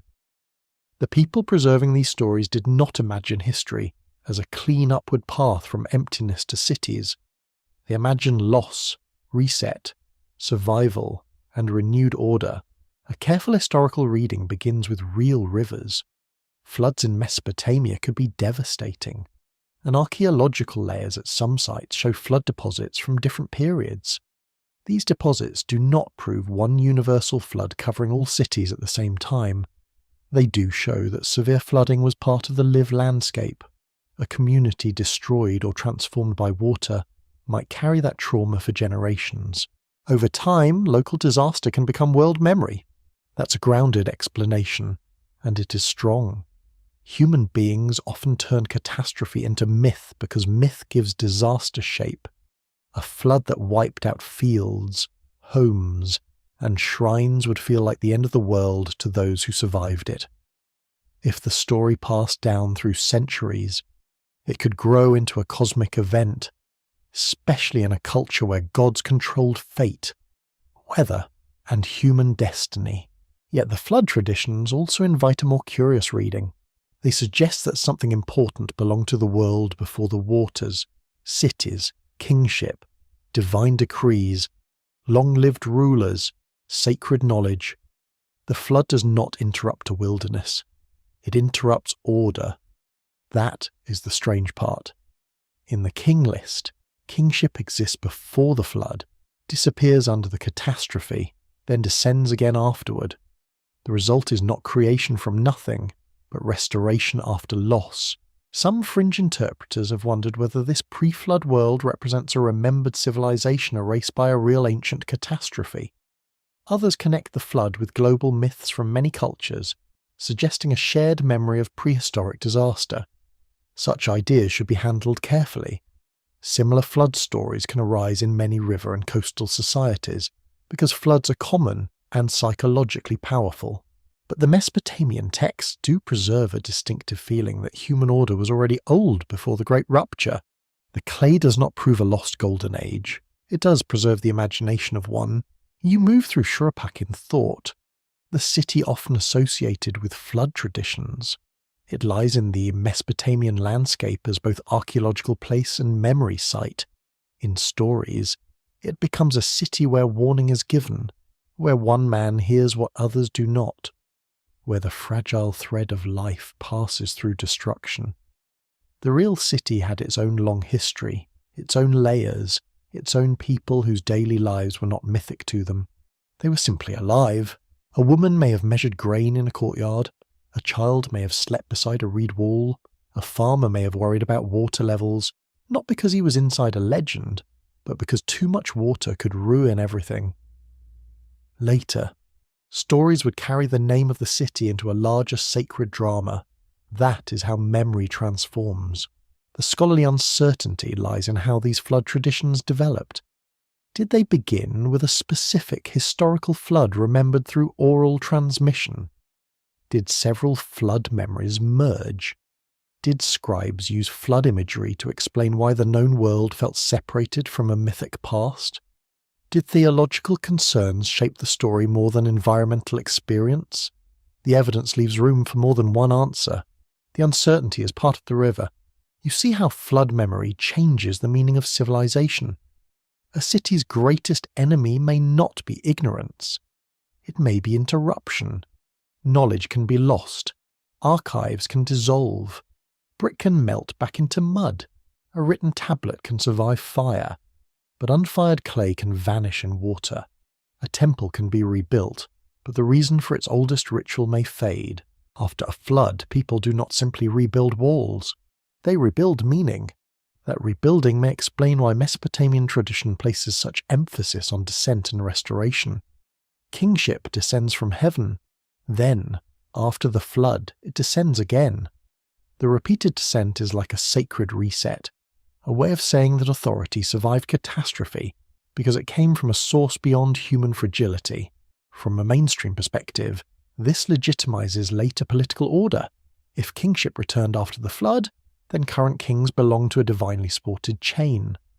The story stabilizes society by placing its institutions beyond ordinary human accident. The city may be vulnerable, but kingship itself is not merely human. From a more mysterious perspective, the repeated descent feels like a memory of reinstallation. The world's operating order is lost, then given again. That does not need to be literal to be haunting. It suggests that ancient people sensed a break between an earlier age and their own. You sit with that break while the water moves in darkness. A flood story contains fear, but it also contains preservation. The survivor is never only saved for himself. He carries seed, animals, instructions, memory, or divine favor. He becomes the narrow bridge between worlds. Without him, the past would be sealed under silt. With him, the future begins in grief. This is why flood myths feel so restful and unsettling at once. They are stories of destruction, but also of continuity. They say that something ended. They also say that something crossed over. In Mesopotamian tradition, what crosses over may include civilization itself, not every detail, not every city, not every name, but the idea of order, the pattern of offerings, kingship, labour, divine decree, and human dependence on powers beyond control. The post-flood world is not wholly new. It is a second attempt beneath the same heavens. The first civilization, seen through flood memory, becomes a survivor's civilization. It may be first to us because its clay endured, yet in its own stories, it stands after rupture, after vanished kings, after earlier cities, after a waterline drawn across memory. The tablets do not allow us to reconstruct that earlier world with confidence, but they show that the Sumerians and their successors imagined one. The canal wind cools your face. A reed boat moves like a dark shape along the bank. Somewhere beyond the city, low fields hold the moon in shallow water. You can almost feel why a people of rivers would never fully trust the ground. Civilization rises on mud. That is its danger and its miracle. The flood stories do not tell you that Sumer was second in any simple historical sense. They tell you that ancient memory itself was broken, and that the first readable world believed something had been lost before reading began. Water took the earlier lines. Clay kept the later ones. The old teachers do not enter the story loudly. They come half hidden, shaped by fragments, names, symbols, and later memories that never settle into one simple form. In Mesopotamian tradition, there are figures who stand close to the boundary between gods and humans, between culture and mystery, between ordinary instruction and sacred transmission. They are often called sages. In later Akkadian tradition, they are known as the Apkallu. You meet them in a strange light, not as kings, not quite as gods, not ordinary men either. They appear as wise beings associated with the time before the flood, culture bringers who advise ancient rulers, preserve knowledge, and connect human civilization to divine wisdom. Some are described in traditions connected with the god Ea, the Akkadian counterpart of Sumerian Enki, lord of deep waters, craft, and hidden understanding. The connection is important. Wisdom again rises from the deep. The mainstream view treats the Apkallu as mythological sages, part of Mesopotamian scholarly and religious tradition. They help explain how culture, ritual knowledge, and royal order were transmitted from divine sources to human society. In later texts, they could be linked to protective magic, temple wisdom, and the authority of learned specialists. Their images appear in art as protective figures, sometimes with human bodies and bird-like features, sometimes associated with fish-cloaked forms connected to watery wisdom. They are not easy to reduce, and that difficulty makes them quietly powerful. You stand inside a ritual chamber where the air smells of wax smoke, cedar, and old plaster. On the wall, a protective figure may be imagined with wings spread, one hand raised, another holding a small bucket or cone. Objects whose exact ritual meaning still invites debate. Nearby, a priest recites words meant to guard a threshold. A scribe knows the formula. A craftsman has shaped the image. A king may believe such protections help hold the world in place. The figure is both art and authority. That is the attention peak. Mesopotamian tradition did not only imagine gods giving civilization, it imagined intermediary sages carrying knowledge across a broken age. This is where the story becomes especially delicate. The Apkallu are not presented as simple historical professors from an early school. They belong to mythic and ritual imagination. Yet their role reveals something important about how Mesopotamian people thought knowledge survived. Wisdom was not casual, it was guarded, transmitted, authorized, and linked to beings who stood closer to the divine world than ordinary humans. A careful scholar might say the sages reflect the prestige of scribes, priests, diviners, exorcists, and temple scholars. Learned professionals in Mesopotamia preserved complex traditions, copied old texts, read omens, performed rituals, and advised kings. By placing the origin of such knowledge in ancient sages, later scholars gave their own work a sacred ancestry. That explanation is convincing. Still, the older atmosphere remains. The curious fringe tidbit comes from the way some modern readers connect the Apkallu to the idea of lost teachers from before the flood. They wonder whether these figures preserve distant memories of culture-bearing specialists from a forgotten period, people whose knowledge seemed almost supernatural to later generations. Others go further and imagine non-human instructors guiding early civilization. Such readings exceed the evidence, and they should remain speculation. But the mythic pattern itself is real. Knowledge descends through extraordinary beings from an earlier age. You walk through that pattern slowly. The first civilizations do not only need farmers and builders, they need people who remember how things must be done, how to purify a temple, how to read a liver omen, how to calculate a measure, how to name a star, how to recite a hymn correctly, how to protect a doorway, how to write a royal inscription, how to bury the dead in a proper way, how to restore order after illness, eclipse, flood, or fear. Such knowledge becomes powerful because it is not obvious. Anyone may see the river. Not everyone knows the ritual words for the river's danger. Anyone may see the moon. Not everyone knows how to read its changes as signs. Anyone may hear a story. Not everyone knows the old virgin, the correct sequence, the sacred name. Civilization depends on specialists. The sages are the mythic form of specialization. An open scholarly uncertainty rests in the relationship between the pre-flood sages and later learned culture. Were these traditions designed mainly to glorify scribal professions? Did they preserve older myths that were later adapted for court and temple use? Did different cities and periods imagine the sages differently?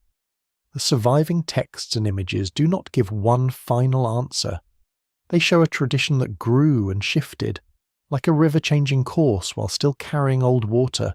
You notice how often water returns when wisdom is discussed. Enki, Ea, the Abzu, Eridu, fish-like imagery, that's deep beneath the world. This may reflect the life-giving importance of groundwater, canals, marshes, and the Gulf environment in southern Mesopotamia. Water was not just a resource. It was a symbol of hidden fertility and unseen depth. To say wisdom came from the deep was to give knowledge a sacred geography. A more mysterious reading hears something else in that depth. It hears the idea that knowledge has an origin beneath the visible surface of history, not necessarily underground chambers or secret races, though such images attract modern imagination. More quietly, the deep may represent everything older than the written record: oral tradition, ancestral technique, ritual memory, craft knowledge, and vanished teachers whose names are gone. The deep is where forgotten origins go. You sit beside a school tablet, rough and uneven, where a student has copied signs badly.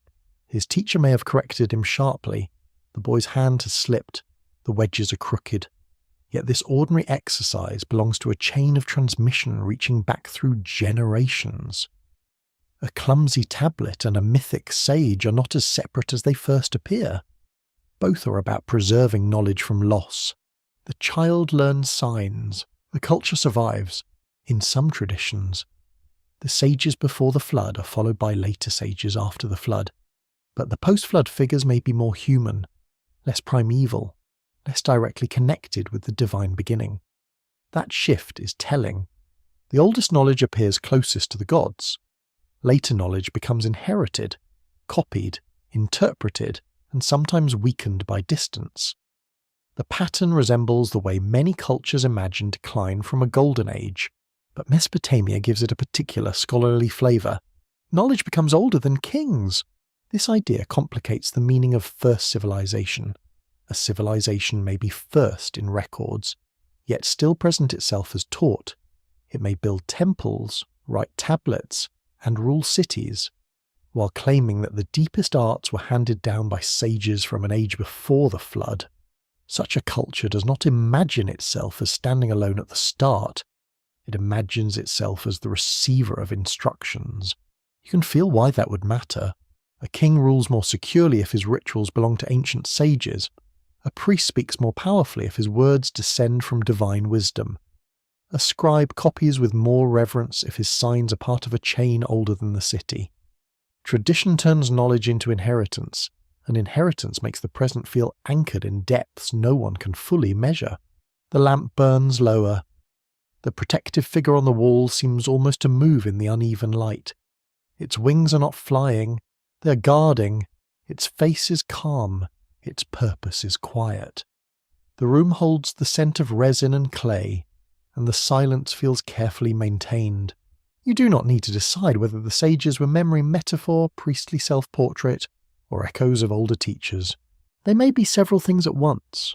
What matters is that Mesopotamian tradition placed wisdom behind the visible start of civilization. The arts of living, ruling, counting, cleansing, building, and interpreting were not imagined as ordinary accidents. They belonged to a chain of sacred transmission, fragile enough to require protection, and old enough to reach into the mist before the flood. The first civilization, in this light, is not a child inventing language in an empty room. It is a student copying from a tablet whose original has already been lost. A seal is small enough to fit in the hand, yet it can hold an entire world. You lift it gently in thought. A cylinder of stone carved with figures so tiny they seem to belong to the edge of sight. When rolled across wet clay, it leaves a scene behind. Gods seated on thrones, worshippers approaching, animals standing in ordered rows, stars and crescents above, heroes gripping beasts, boats, temples, trees, flowing lines, and symbols that still do not surrender all their meanings. The image appears in motion. That is the wonder of the cylinder seal. It is not simply stamped, it rolls. The picture unfolds like a quiet procession, a miniature story revealed by touch. In ancient Mesopotamia, seals marked ownership, authority, identity, and control. They closed jars, secured doors, confirmed transactions, and connected a person or institution to an object. A seal was both signature and symbol. You stand in a storeroom where a cord has been tied around a jar neck. A lump of wet clay has been pressed over the knot. Someone rolls a seal across it, leaving divine figures and personal authority in a single line of image. The jar may contain oil, grain, beer, or something reserved for temple use. Once sealed, it cannot be opened without leaving evidence. Trust has become visible. That is a mainstream historical detail with quiet force. Cylinder seals were essential to administration, trade, and institutional life in Mesopotamia. They helped manage goods in societies where written records were growing, but where image, identity, and authority still worked together. A carved stone object could speak for a person when the person was absent. Absence needed proof. Yet seals were never only practical. They carried scenes filled with religious and social meaning. Some images repeat across periods with variations that scholars study carefully. A seated deity receiving a worshipper, a banquet, a ritual approach, a heroic struggle, a sacred tree or plant, animals in balanced pairs, a star symbol above a divine figure. These images seem familiar after many examples, but their exact meanings are not always obvious. The seal whispers more than it explains. That is the quiet attention peak. Some of the most repeated images from early civilization may be messages no one can fully read. This is not because scholars have failed carelessly. It is because images function differently from writing. A cuneiform sign can sometimes be translated into a word. A seal scene may carry ritual, status, mythic, political, protective, or personal meaning all at once. The image may have been perfectly clear to its ancient owner, while remaining partly closed to you. A god raises a hand, a figure pours liquid, a creature stands behind a throne, a star appears above a scene. You can describe these elements, compare them, date them, and place them in artistic traditions. But the full sentence of the image may be lost. The unusual fringe tidbit lives in that loss. Some modern speculative readers look at seals and see coded memories of ancient teachers, celestial events, hidden technologies, or Anunnaki councils. A few famous seals have been interpreted outside mainstream scholarship as showing planetary systems or divine beings in technical roles.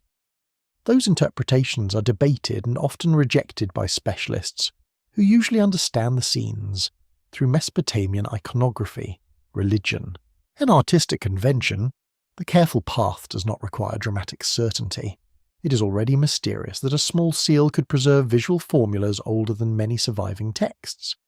It is already strange that certain motifs move through centuries, changing shape while keeping a recognizable power. It is already enough to notice that civilization remembered itself not only in words, but in repeated images. You roll the seal again in your mind, the scene appears, disappears, then appears again. That repetition matters. Every seal impression is a kind of controlled memory. The carved stone is the source. The clay is the temporary receiver. The image can be multiplied, attached to goods, stored in archives, broken, buried, and found thousands of years later. The original hand is gone. The old world remains. Scholars debate how much narrative content some seals preserve. Does a scene refer to a known myth? Does it show a ritual act? Is it mainly a marker of status? Does it combine protective symbolism with administrative identity? The answer depends on period, region, object, and comparison. Some images align with broader mythological themes, others remain stubbornly ambiguous. This uncertainty is useful. It reminds you that civilization is never fully recoverable through texts alone. Many meanings lived in gestures, songs, colours, materials, smells, and images whose context have vanished. A seal impression found on a clay ceiling may tell you that a jar was controlled. It may not tell you what the owner felt when he chose that design. Perhaps pride, perhaps devotion, or perhaps fear. The Anunnaki, too, belong partly to this problem of representation. Divine councils, seated gods, ranks of supernatural figures, and symbols of authority appear in Mesopotamian art. But connecting every image directly to a named divine group is difficult. Ancient visual culture does not always provide labels. A figure may be divine because of horned headgear. Another may be royal. Another may be a worshipper. The scene may show hierarchy without naming everyone. Power is visible, but not always identified. You enter a workshop where a seal cutter bends over stone with patient concentration. The stone may be imported, perhaps from distant trade routes. It is hard, small, and valuable. The cutter works with tools, abrasives, eyesight, and skill. He must carve in reverse so the impression appears correctly. Every line requires foresight. A mistake cannot be brushed away like dust. This craftsmanship reveals another layer of early civilization. Trade networks bring materials, specialists transform them, institutions use them, images carry meaning, clay receives impressions, archives preserve them. The tiny object sits at the meeting point of economy, art, technology, identity, and sacred thought. A seal is a civilization in miniature. That may sound poetic, but it is also practical. It shows how many systems must already be functioning for such an object to matter. Without trade, the stone may not arrive. Without specialists, it cannot be carved. Without administration, it has no bureaucratic force. Without shared symbols, its images lack authority. Without clay, its impression cannot travel. The seal proves that Sumerian civilization was already highly networked by the time its images and records become abundant. And once again, the question of firstness loosens. A culture capable of such symbolic compression must have deep roots in older visual habits. Before writing, people used marks, tokens, ornaments, figurines, and ritual objects. They marked bodies, containers, walls, graves, and tools. The seal belongs to that long human history of making meaning visible. Writing did not replace symbols, it joined them. As dusk enters the workshop, the seal cutter stops and blows fine dust from the stone. The nearly finished cylinder catches a little light. Its figures are too small to dominate a temple wall. but they will travel farther than most monuments. They will pass through hands, storerooms, gates, and archives. They will mark goods. They will identify someone. They will guard a transaction with an image of order. In the late quiet, you sense why seals attract mystery. They are intimate objects that preserve public power. They show scenes without explaining them. They combine gods, humans, animals, stars, and symbols on a surface no longer than a finger. They feel like fragments of a language older than translation.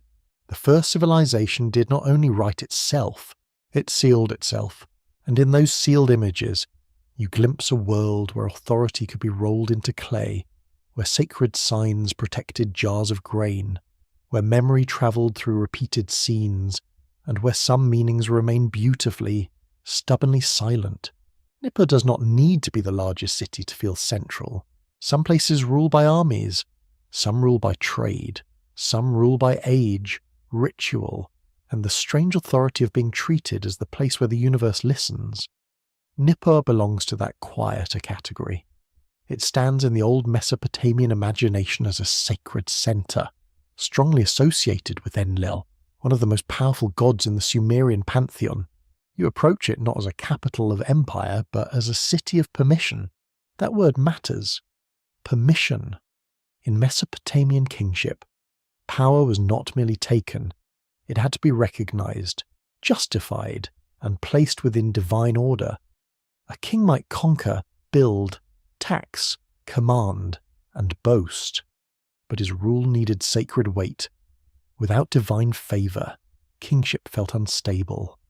With divine favour, a ruler could present himself as part of a larger plan.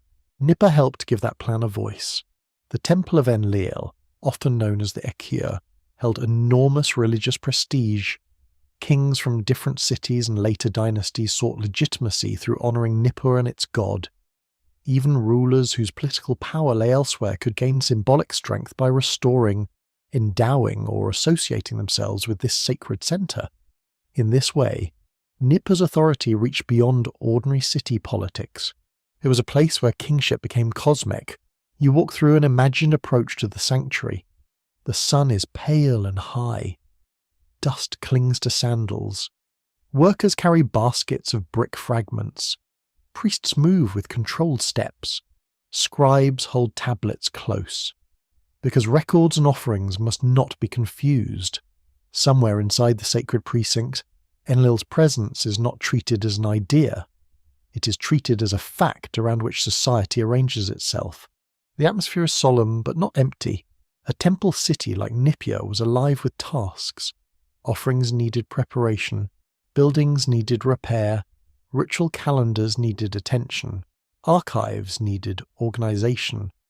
Students learned old texts, officials watched resources, pilgrims, envoys, labourers, and specialists moved through spaces where sacred authority and human administration met again.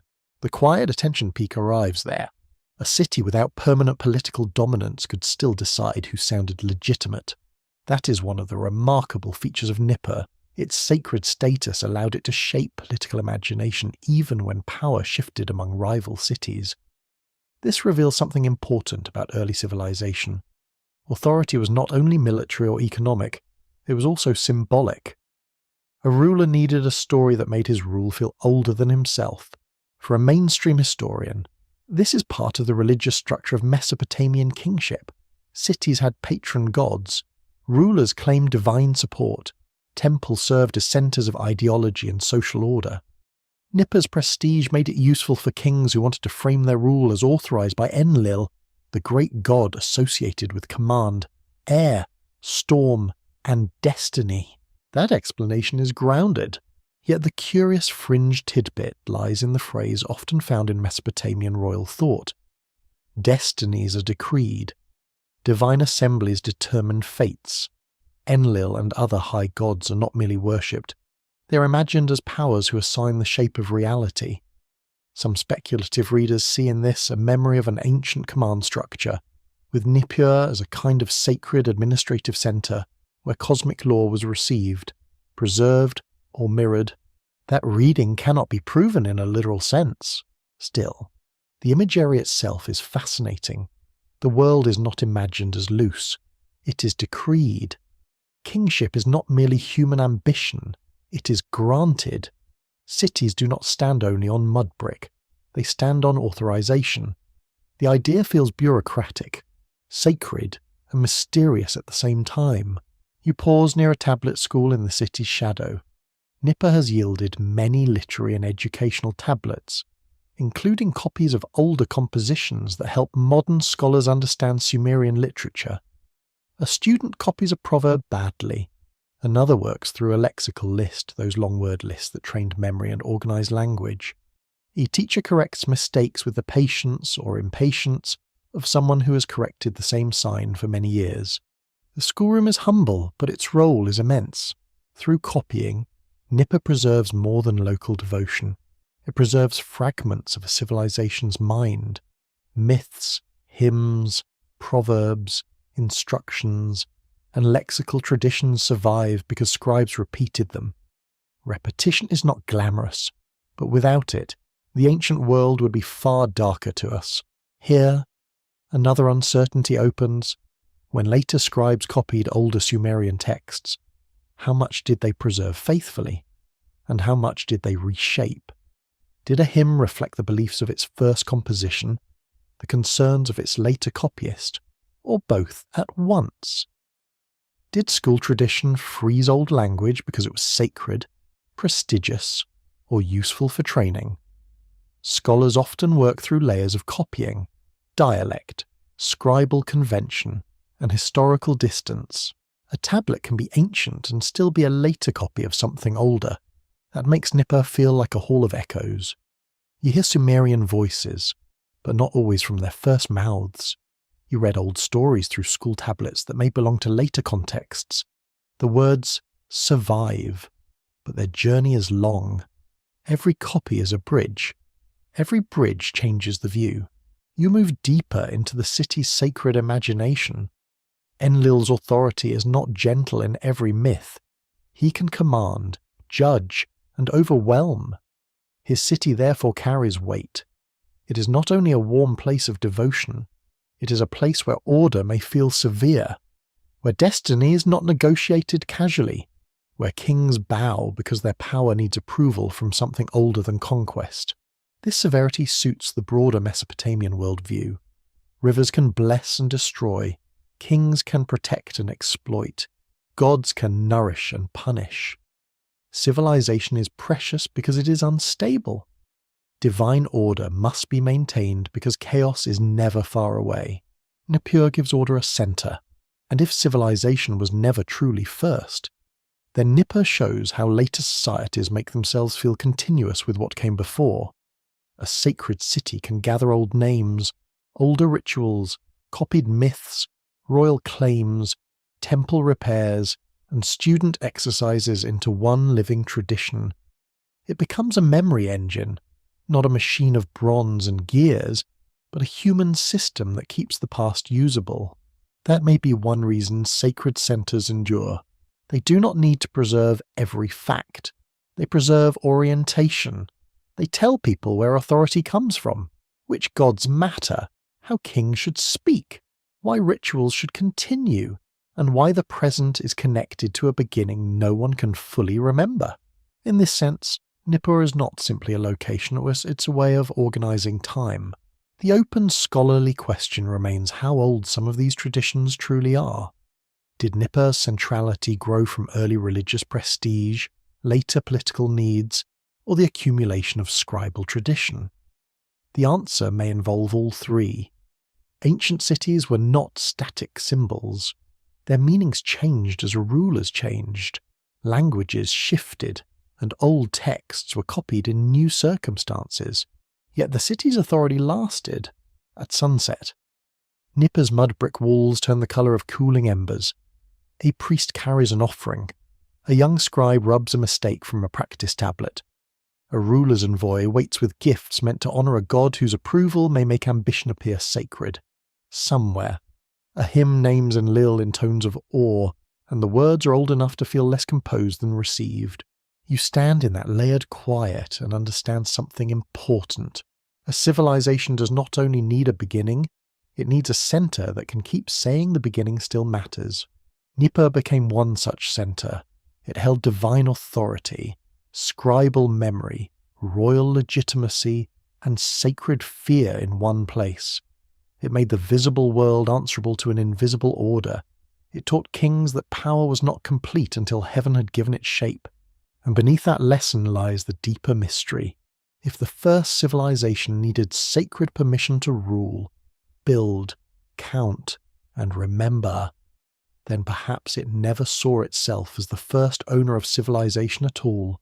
It saw itself as a steward of something already decreed, something descending through gods, cities, scribes, and clay.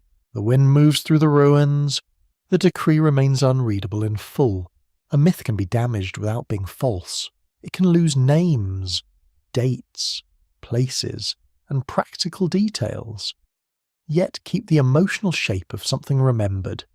It can turn a flood into a cosmic judgment, a ruler into a semi-divine figure, a migration into a divine command, or an old social change into a story of gods arguing in the dark. This is why myths must be approached gently. You do not hold them like court documents. You hold them like cracked vessels that may still carry the scent of what they once contained. Mesopotamian myths are not simple fantasy, but they are not straightforward history either. They belong to a middle space where memory, theology, politics, ritual, and imagination mix until no modern hand can separate them cleanly.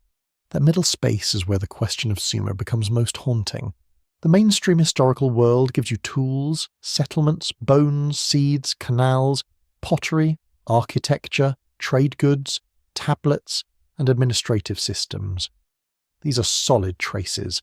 They tell you that civilization emerged through long human processes shaped by environment, labour, social organisation, and institution building. No serious reading needs to abandon that. But myth gives you something the soil cannot always preserve. It gives you how a people imagined their own depth. In Sumerian and later Mesopotamian stories, the world is often already old by the time humans take their recognizable place. Gods have ranks, cities have destinies, wisdom has keepers, kingship descends, divine decrees organize culture, floodwaters divide ages, sages carry knowledge across ruptures. These themes do not prove a hidden historical record, but they show that ancient people did not always imagine their society as a fresh invention. They imagined inheritance. That is the quiet attention peak. A myth may not preserve exact events, but it can preserve the feeling that something came before. You walk through a dim archive where tablets have been stacked, copied, broken, moved, and rediscovered. One tablet tells of creation, another of a flood, another of kings before ordinary time, another lists offerings to a god.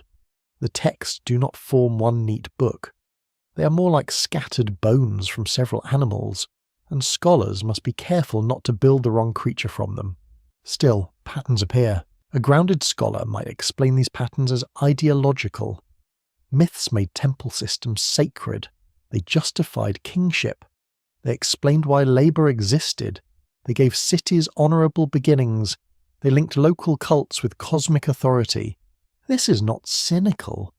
It is how societies give meaning to structures that might otherwise feel arbitrary or harsh. A temple is easier to obey when it belongs to a god. A king is harder to dismiss when heaven has chosen him. Yet this explanation does not empty myth of older memory. It simply places memory inside use. A story can serve power and still carry fragments from earlier oral traditions. It can be reshaped by scribes and still contain ancient motifs. It can become political without becoming meaningless. The damaged memory may still glow underneath. The unusual tidbit belongs to how some fringe interpreters read Mesopotamian myth as a corrupted record of a previous age, perhaps a vanished culture that survived only as divine story. They point to pre-flood kings, culture-bringing sages, descending kingship, and gods who managed labour as clues that Sumer remembered predecessors. This interpretation stretches beyond accepted evidence when stated too strongly. Yet its appeal comes from a real feature of the texts. The earliest written imagination keeps pointing behind itself. The problem is not whether myth contains history. The problem is how. Scholars remain divided on many details of mythic transmission. How old were the oral traditions behind written Sumerian compositions? How much did scribal schools preserve from deep antiquity? How much was invented, standardized, or reworked for later temple and royal contexts? When a myth is first written down, is it young because the tablet is young? Or old because the story has been told for generations? The record rarely gives a final answer. You move from tablets to landscape. The wind carries dust across low mounds. Somewhere under the earth are earlier floors without writing. There are beads, hearths, seeds, animal bones, clay figurines, chipped tools, and traces of hands that did not press cuneiform signs. Those people had stories too. They explained rivers, birth, death, storms, stars, ancestors, and strangers.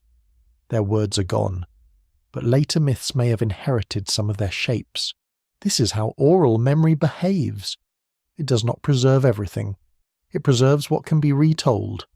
A name may vanish while a pattern remains. A real disaster may become divine punishment. An old leader may become a king from before the flood. A skilled craft group may become sages taught by a god. A remembered migration may become a divine gift of destiny. Memory simplifies by transforming. That transformation is not failure, it is survival. You can think of myth as a river carrying broken objects. By the time they reach you, they are smoothed and altered. You may not know the house they came from, yet the wood is real, the clay is real, the motion that carried them is real. The challenge is to avoid pretending you can rebuild the whole house from one fragment. This is where responsible mystery lives. It doesn't say, "This proves everything," it says, "This keeps returning, and we should notice." Myth as damaged memory helps explain why the first civilization feels older than its official date. Sumer's written culture appears within a world already full of mythic references to earlier order. Those references may not be literal records, but they create a cultural memory in which the visible city is never alone. It stands among gods, ancestors, pre-flood kings, and sacred powers that precede human certainty. In practical terms, this may reflect the accumulation of earlier Near Eastern traditions. Farming began long before Sumerian writing. Ritual sites existed long before Sumerian temples. Villages developed social memory long before scribal archives. When Sumer wrote, it did not write into emptiness. It wrote at the end of a long unwritten conversation. That is a crucial thought. Civilization can be first in the library while being late in the story. The clay tablets are the library. The story is older. You pause beside a broken myth tablet whose missing section interrupts a sentence. A god may have spoken there. A city may have been named. A reason may have been given. The missing space is not blank in the emotional sense. It is full of everything that did not survive. The fragment teaches humility. It reminds you that ancient mystery is not always hidden by enemies, priests or secret keepers. Often it is hidden by time, water, salt, heat, collapse, reuse, and ordinary loss. A tablet breaks because a room falls. A story changes because a teacher prefers one version. A name disappears because no one copies it. The past does not vanish dramatically. It wears away. And still, some things remain. A flood, a descent, a city of beginnings, a divine council, a sage from before catastrophe, a human made for labour, a temple that acts like a cosmic household, a king whose authority comes from beyond himself. These are mythic forms, but they may preserve the felt memory of structures older than writing. Not exact history, a pressure mark, like a reed stylus pressed into wet clay, then blurred by a thumb. The original sign may be hard to read, but the indentation remains. Night gathers around the archive. The tablets cool. The lamp flame leans and steadies. You understand that myth does not give you a map to a lost civilization. It gives you the shadows of older human attempts to explain why civilization already felt inherited. And sometimes a shadow is enough to show that something once stood between the light and the wall. Long before Sumerian scribes pressed wedges into clay, human hands were already shaping the world in ways that refused to feel simple. You step away from the tablets for a while and follow the older trail through soil, stone, seed, bone, and buried architecture. Here the past does not speak in sentences, it speaks in hearths, grinding stones, animal pens, carved pillars, painted walls, obsidian blades, clay figurines, plastered skulls, and seeds darkened by fire. It speaks through things that survived without explaining themselves. This older world matters because Sumer was not born into emptiness. Across the wider Near East, communities had been farming, herding, building, trading, and gathering for ritual purposes thousands of years before the great cities of southern Mesopotamia became readable. People learned to manage wheat, barley, sheep, goats, pigs, and cattle. They settled into villages. They stored food. They buried their dead with care. They made objects whose meanings remain partly hidden. These were not cities in the Sumerian sense, but they were not nothing. That is the quiet attention peak. The first civilization with writing stood on top of a world already full of memory. You walk through an older settlement and thought, far from the later temple archives. The houses are built close together. Smoke rises from cooking fires. Grain is ground by hand. Children move between walls their grandparents may have helped repair. A woman chooses seed for the next season. A man shapes a blade from stone brought from far away. Someone places an object near a burial, not casually, but with care. No one writes the reason down, yet the reason mattered. Mainstream archaeology shows that the Neolithic transformation changed human life long before the earlier Sumerian texts. Farming and settled life did not spread in one simple wave, and not every community changed at the same pace. Some groups remained mobile, others settled seasonally.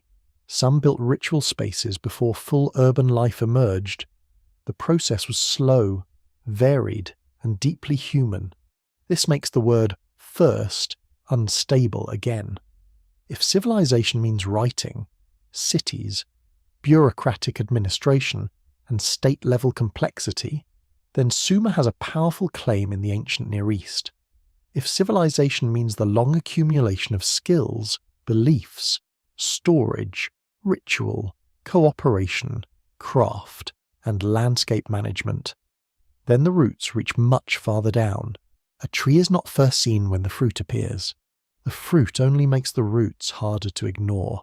You sense this especially in early monumental and ritual sites beyond southern Mesopotamia.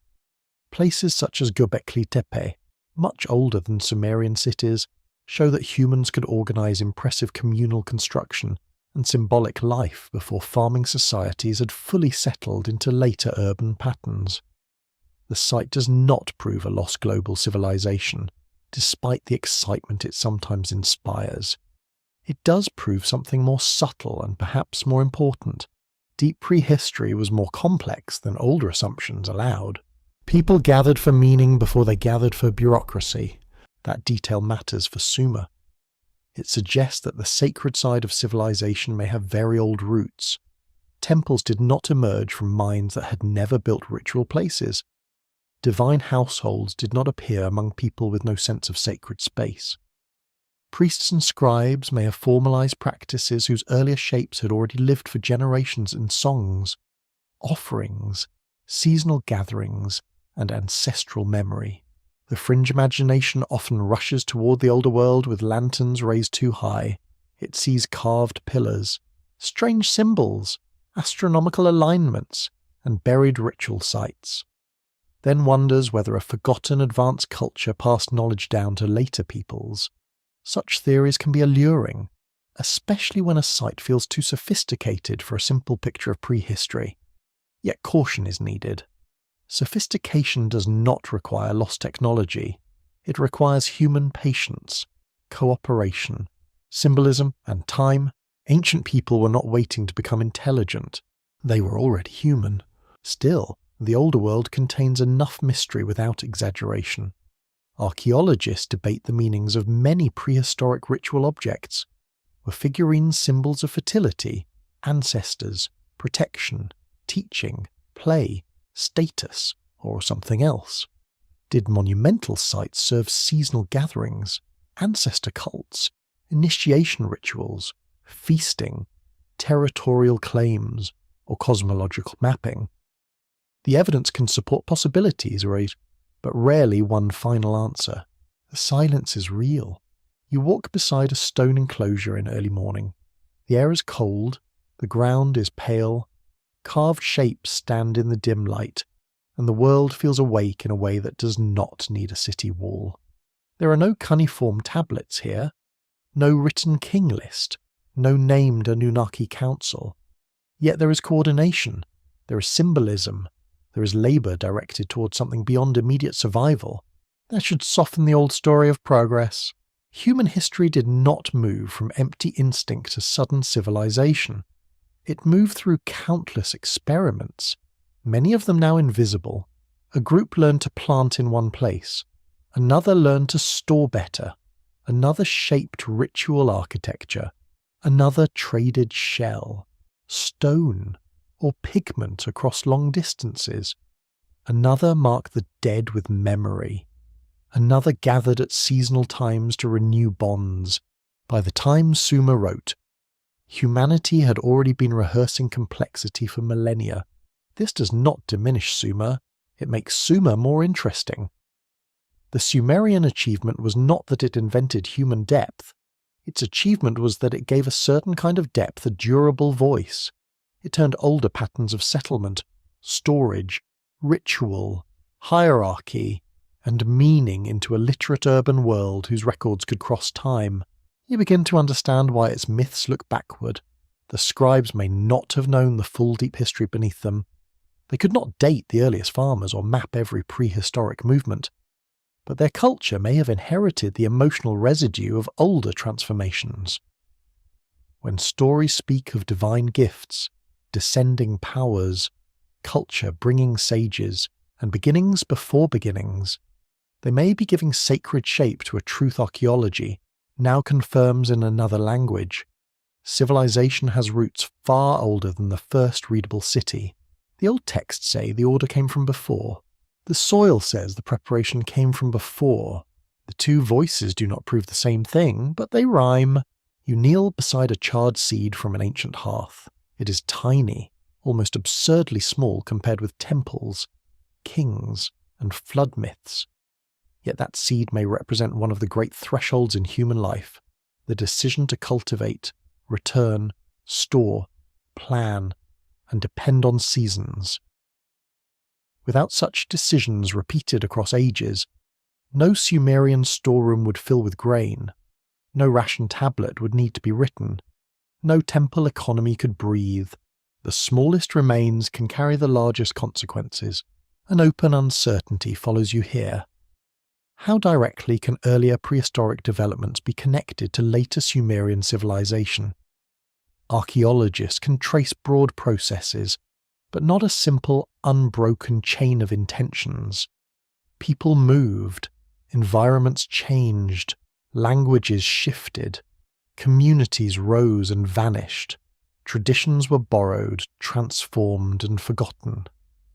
The path from early farming villages to Sumerian cities was not a straight road paved in advance. It was a landscape of branching paths. Some led nowhere visible. Some ended under silt. Some merged. Some became habits so basic that later people forgot anyone had invented them. This is what makes the older world feel so quiet and so important. It does not demand a single hidden master plan.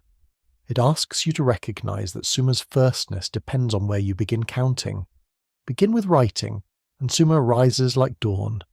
Begin with ritual, farming, storage, craft, and symbolic memory. And the dawn becomes only one brighter moment in a much longer morning. The sun lifts over the plain. The older settlement fades from view. replaced by fields, villages, mounds, and eventually cities. You feel time folding, not in a dramatic way, but gently, like cloth stored in a chest. One layer touches another. The unwritten touches the written. The prehistoric touches the mythic. The practical touches the sacred. And somewhere in that layered contact, the first civilization becomes less lonely.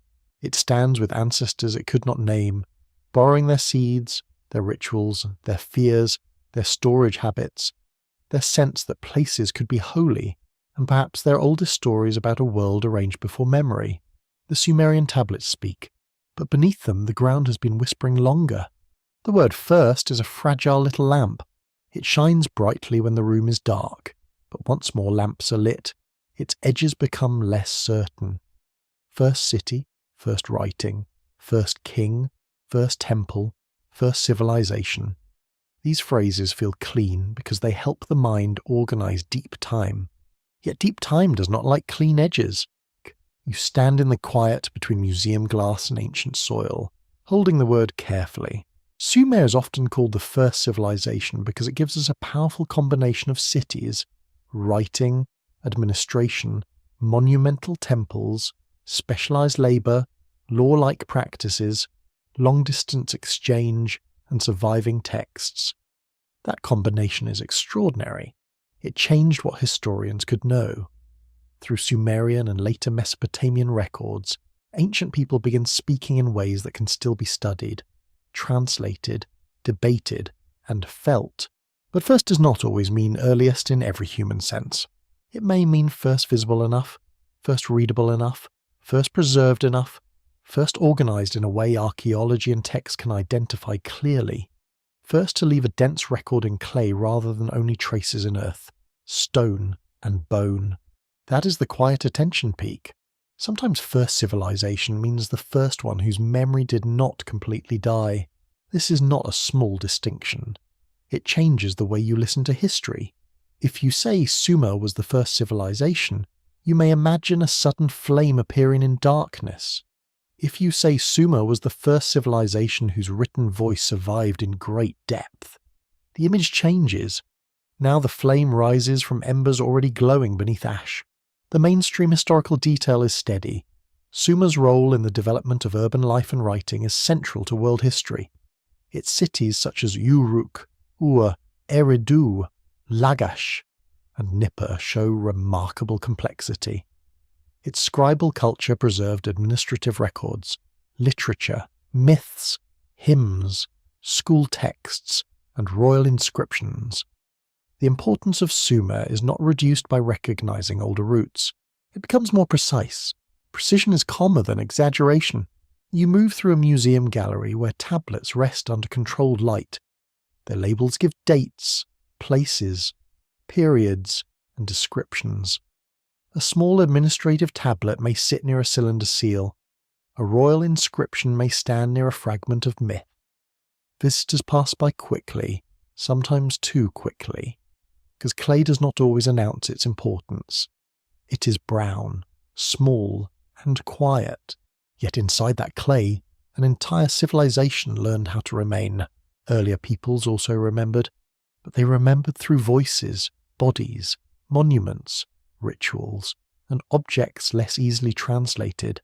Their songs vanished, their stories shifted, their languages left no clear tablets. Their meanings survive only as patterns in material remains.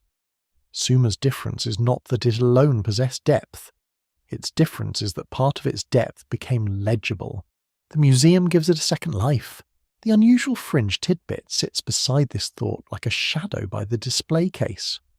Some modern interpreters argue that if Sumer appears so developed when it becomes readable, it must have inherited knowledge from a vanished civilization.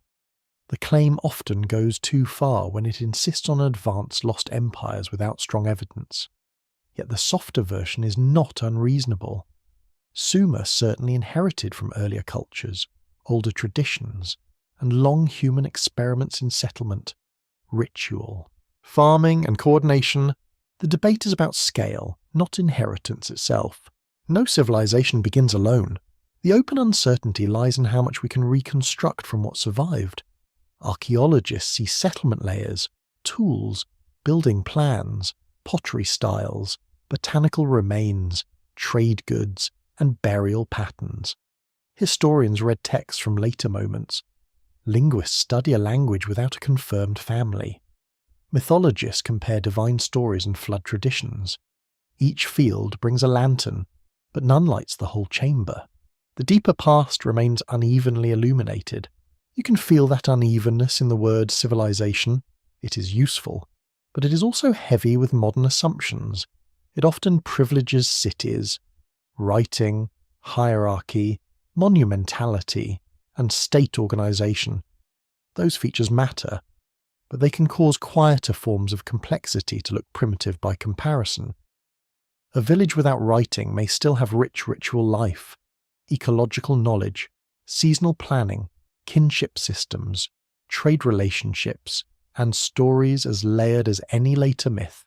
The absence of archives is not the absence of intelligence. That sentence should be allowed to rest. The Sumerians themselves lived in a world of categories different from ours. They did not call themselves the first civilization in a modern textbook sense.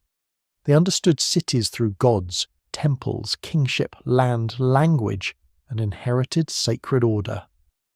Their myths did not present the city as a purely human achievement rising out of emptiness. They gave civilization a divine background, a pre-human structure, a chain of authority that began beyond the visible. So the modern label, first, and the ancient self-image do not perfectly match. Modern scholarship sees Sumer near the beginning of written urban history. Ancient tradition often sees Sumerian order as received from older divine powers. Between these views lies the central mystery, not a contradiction to be solved too quickly, but a tension to be held. You walk out of the museum and back into imagined Mesopotamian evening. The light changes from white gallery lamps to red dusk over mud brick walls. A tablet is no longer an exhibit, it is fresh clay in a scribe's hand. A canal is not a diagram, it is water that must be controlled before it destroys the field. A temple is not a ruin, it is a working house of a god, full of food, smoke, fear, and obligation. The people inside this world do not know they are early, they know they are responsible. That may be one of the most human truths in the whole story. No one lives at the beginning of history. People live in the middle of their own problems. They repair roofs, settle disputes, measure grain, teach children, honor gods, fear sickness, watch the sky, and remember what their elders told them. Only later do others place them at the start of a timeline. First is often a title given by descendants. Surviving is often the real achievement. You consider how many possible firsts have vanished. A first story never written, a first ritual site later dismantled, a first village swallowed by river change, a first leader remembered for 3 generations, then forgotten, a first song sung over seed grain before anyone pressed a sign into clay. These firsts do not compete with Sumer's greatness. They surround it with silence. This silence is not empty. It is crowded with lost beginnings. Sumer's tablets give you the rare privilege of hearing one ancient world speak with unusual clarity. But even that clarity is partial. The tablets are broken. The contexts are incomplete. The translations are careful, but sometimes uncertain. The surviving texts are not a full census of thought. They are what time, excavation, and chance allowed through. History is not only what happened, it is what escaped destruction.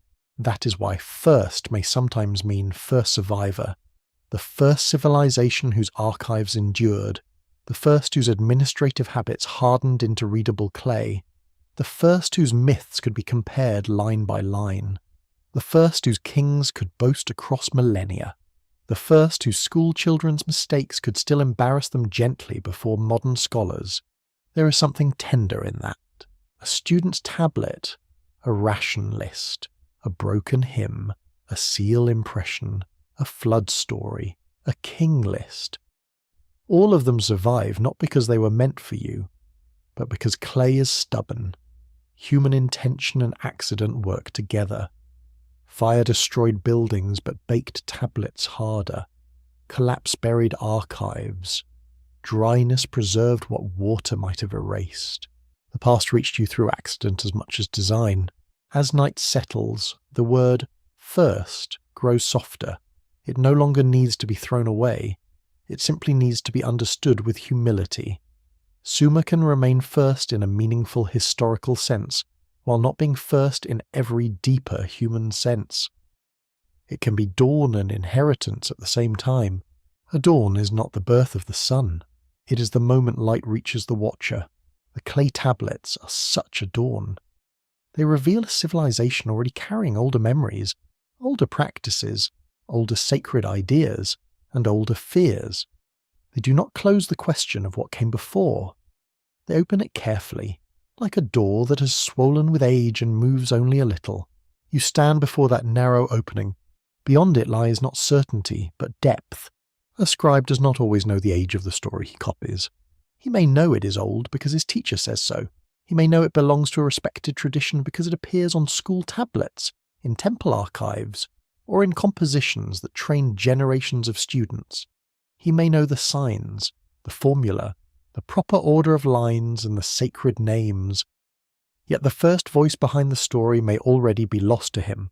You sit beside him in a room smelling of wet clay, reed fibre and lamp smoke. His tablet rests on a low surface. The clay is smooth, prepared, and still cool enough to receive the stylus. He leans close, eyes narrowing slightly, because the model tablet is worn in places. A sign is unclear. A corner has broken. A phrase has survived with the stubbornness of an old root, but the soil around it has washed away. He must decide how to copy what he cannot fully see. This is not only a scribal problem, it is the problem of ancient memory itself. Sumerian scribes were highly trained specialists. They learned signs, vocabulary lists, numerical systems, administrative formulas, literary compositions, hymns, myths, proverbs, and royal language. Scribal education was difficult, repetitive, and disciplined. Students copied lists again and again, not because repetition was charming, but because civilization depended on correct memory. A mistaken sign could change meaning. A missing number could change obligation. A poorly copied tradition could change the past. The quiet attention peak arrives in that small act of copying. The first civilization may have preserved older stories without fully understanding where they began. This is not an insult to ancient scribes. It is almost the opposite. It recognizes how long tradition can live beyond explanation. People today repeat phrases whose origins they do not know. They preserve rituals whose first meanings have softened. They inherit names, songs, gestures, and beliefs that no longer carry their original setting. The ancient world did the same, but with clay as its patient witness. A mainstream historical reading sees scribes as guardians of institutional and literary continuity. They served temples, palaces, households, schools, and administrative systems. Their work allowed cities to manage resources, preserve legal decisions, train officials, transmit religious texts, and give kings a durable voice. Without scribes, Sumerian civilization would be far less visible to us. They made memory durable, but durable memory is not perfect memory. You watch the scribe copy a line about kingship, divine order, or a city whose name is ancient even in his own day. Perhaps he knows the grammar well. Perhaps he understands the story as theology. Perhaps he thinks of it as something venerable but distant. He may not wonder whether it preserves a distorted recollection of older settlements, earlier rituals, or forgotten political systems. He is not a modern archaeologist. He is part of the tradition he transmits. That makes his work both intimate and mysterious. The unusual fringe tidbit rests in the idea that scribes may have been copying the last surviving traces of a knowledge chain far older than their own cities. Some speculative readers imagine hidden priesthoods guarding pre-flood wisdom, or temple schools preserving instructions from mysterious teachers. Such claims often outrun the evidence. Yet the softer possibility is reasonable. Oral traditions and ritual patterns likely existed long before they were written, and scribes may have preserved material whose origins were already obscure. The clay gives you a late doorway into an older room. An open scholarly uncertainty follows every literary tablet. How old is the composition itself? Was the surviving copy made centuries after the first version? Did earlier oral forms exist? Did scribes revise, standardize, expand, or combine traditions? Was a myth shaped by one city's theology, then adapted elsewhere? These questions do not have one answer, because every text has its own history. A tablet can be both old and late, old in the tradition it carries, late in the physical form you find. This double nature gives Mesopotamian literature its dreamy depth. You're not hearing one time, you're hearing many times layered together. An old myth copied in a later school, a Sumerian hymn preserved by scribes who lived when Akkadian was dominant, a royal tradition reshaped to serve a different political age, a sacred name kept long after its first local meaning faded. The scribe becomes a bridge he may not fully see. You look at his hands. They are not grand hands. They are working hands, trained by repetition. The stylus leaves signs in rows. Some signs are elegant. Others are rushed. His wrist aches. His teacher coughs. Someone outside carries water. A fly lands on the edge of a drying tablet, then lifts away. The room is ordinary, and yet this ordinary room controls how much of the ancient mind will survive. No monument is more important than a copied line. That may sound strange, but it is true in the quiet way history is often true. A ziggurat can crumble into a mound, but a school tablet can preserve a mythic phrase. A palace wall can fall, but a list of divine names can carry theological memory across centuries. A king can lose a battle, but a scribe can keep his boast alive for thousands of years. The power of the scribe is not dramatic, it is cumulative. The scribe's warning, if he has one, is hidden inside his labour. He reminds you that every surviving ancient text is mediated. It passed through hands, schools, expectations, conventions, errors, repairs, choices, and accidents. The tablet is not a window without glass. It is glass with scratches, reflections, and missing corners. Still, you can see through it. You see a civilization that understood itself through inheritance. You see gods who decide before humans act. You see cities chosen before their citizens can explain why. You see kingship descending rather than merely rising. You see labour as part of a cosmic arrangement. You see flood as rupture. You see sages as transmitters. You see writing as memory, but also as evidence that memory had become too heavy to trust to voices alone. The scribe may not say this aloud, but his work says it. A later researcher in a museum may hold his tablet and feel the same uncertainty from the other side. The modern scholar knows more about archaeology, chronology, language comparison, and historical method. But the scholar also depends on the scribe. Without that ancient hand, there is no line to translate, no myth to debate, no king list to puzzle over, no quiet contradiction to follow.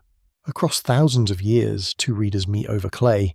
One copies from the past, one reconstructs from the copy. Between them lies damage.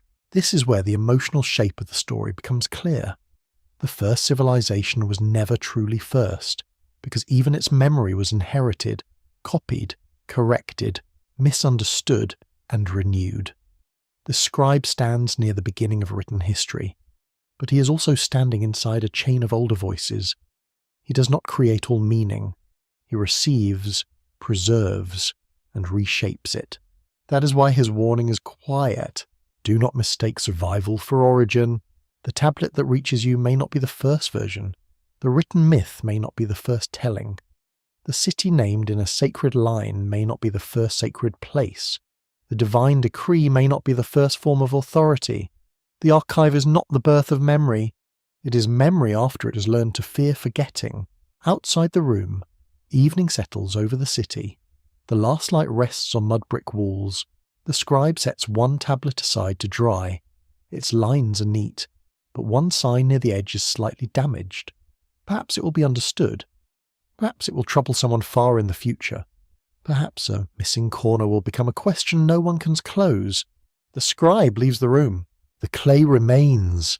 And in that remaining, you hear the softest warning of all: the past is not only what was written, but what writing tried, and failed to save completely. The gods remember in a way humans cannot. That is how Mesopotamian stories often feel when you listen beneath their surface. Human lives pass quickly. Cities rise, crack, flood, burn, and rebuild. Kings carve their names into brick, hoping the future will not be rude enough to forget them. Scribes copy old lines because memory in human hands is fragile. But the gods stand outside ordinary forgetting. In the stories, they know what happened before human beings were made. They remember the arrangement of the world before kingship settled in cities. They know the decrees, the hidden waters, the divine assemblies, the reasons for labour, the anger before the flood, and the decisions that reshaped life afterward. Their memory is not like human memory. It is older, heavier, and less easily questioned. You sit in the cool shadow of a temple wall, where a statue's eyes seem to look past the room. The statue does not move. Its silence is part of its force. Around it, people bring food, water, oil, incense, cloth, and prayer. They behave as if the divine presence holds knowledge that no human archive can equal. This is a mainstream feature of Mesopotamian religion. Gods were not distant symbols only. They were treated as powerful beings whose favour sustained city life. Divine statues were ritually cared for. Temples functioned as households of the gods. Rituals maintained relationships between human communities and the unseen powers believed to govern destiny. Fertility, kingship, and cosmic order. The human city depended on divine continuity. That is the quiet attention peak, where human records break slate. Divine stories claim to remember earlier. This does not mean the myths are factual reports from before history. A careful reading cannot take them that way. Yet the structure matters. When a culture places knowledge of origins in the mouths and actions of gods, it is acknowledging that human memory starts too late. The deepest beginning lies beyond the reach of ordinary witnesses, so the gods become memory holders. A hymn to Enki may preserve ideas of wisdom, craft, water, and order. A myth of Enlil may preserve the fear of authority, storm, destiny, and command. A story of Inanna may hold themes of power, desire, movement, and the dangerous transfer of sacred powers. A flood story may speak through divine decision because no human record could survive the full imagined rupture. The gods remember what people cannot prove. A grounded scholar would say this is how myth works. Gods personify forces, institutions, anxieties, and ideals. They give narrative form to social reality. A divine memory of beginnings is not evidence that gods recorded history. It is evidence that human communities use divine figures to think about origins beyond ordinary recall. That explanation is sound, yet the unusual tidbit appears when you notice how administrative these divine memories can be. The gods do not merely remember emotions. They remember arrangements. Who receives kingship? Which powers belong to which deity? Why humans work? Which city is chosen? What happens when noise, imbalance, or rebellion disturbs divine order? Their memory is structured, almost archival. That is why some speculative readers have imagined the gods as echoes of earlier ruling elites, culture bringers, or beings remembered through sacred exaggeration. Some connect the Anunnaki to this pattern, seeing them as a council whose decisions preserve a memory of an older command system. This interpretation cannot be established as historical fact, but it grows from a genuine feature of the texts. Divine memory often resembles institutional memory enlarged to cosmic scale. You move through the temple as evening deepens. Lamps are lit. Their flames tremble against plaster and brick. A priest murmurs words that may have been learned from an older tablet. A singer knows a hymn whose language may already feel ancient. A scribe records an offering because the god's household must be cared for correctly. Everything is done as if the present depends on remembering the proper pattern. That proper pattern is fragile in human hands. A ritual can be forgotten, a word can be miscopied, a temple can be neglected, a king can fail, a city can lose its god's favour. In Mesopotamian thought, disorder is always possible because order must be maintained. The gods know the order, but humans must enact it. This creates a tender imbalance. Humans need divine memory to keep living correctly, but divine memory reaches them only through imperfect channels: myths, rituals, omens, dreams, priests, scribes, statues, and inherited practices. Every channel can be misunderstood. Every sign needs interpretation. Every old text can break. The sacred past is powerful but not simple. The open, scholarly uncertainty lies in how ancient people understood divine stories across different contexts. Did ordinary workers hear them literally? Did temple scholars read them with layered theological sophistication? Did kings use them politically while priests guarded ritual meaning? Did different cities emphasize different versions because each city wished to place itself nearer the beginning? The surviving evidence suggests variety, but cannot recover every listener's mind. A story changes depending on who needs it. You imagine a farmer hearing that the gods made humans for labour. He may hear explanation. A priest may hear duty. A king may hear legitimacy. A scribe may hear tradition. A modern scholar may hear social ideology. A fringe reader may hear the echo of ancient management by beings beyond humanity. The same myth can carry all these responses, though not all with equal evidence. Clay does not control imagination. It only offers resistance. That resistance matters. It prevents the mystery from becoming careless. The texts do not allow a simple claim that gods were historical aliens, lost kings, or invented metaphors only. They are too varied for one flat answer. They belong to ritual, literature, theology, politics, fear, hope, and memory at once. Their power comes from that layering, and among those layers, divine memory remains central. In a world where human history can be erased by flood, fire, invasion, and neglect, the gods offer continuity. Their stories say that even when cities fail, the deeper order remains somewhere above or beneath the visible world. Kingship may descend again. Ritual may be restored. A ruined temple may be rebuilt on old foundations. A broken tradition may be copied by a later scribe. The gods remember better than men because the gods are how men imagine memory surviving men. That sentence moves quietly, but it carries the weight of the whole ancient archive. You look toward the stars above the temple court. Mesopotamian scholars watch the sky with great care, especially in later periods, developing rich traditions of omen reading, astronomy, and celestial interpretation. The heavens were not empty space to them. They were signs, order, warning, rhythm, and divine communication. The sky became another archive, one that did not crumble like clay. A star returns, a planet shifts, an eclipse unsettles. The heavens remember in cycles. This may be why the earliest civilization feels connected to something older than its own streets. Its records are earthly, but its authority points upward and downward, to heaven, to the deep waters, to the underworld, to the divine assembly, to the time before the flood. Human writing begins within this larger imagined memory field. The tablet is small. The remembered cosmos is immense. As night settles, the temple grows quieter. The offerings have been placed. The lamps burn steadily. A servant removes a vessel. A scribe sets a record with others in a clay-lined space.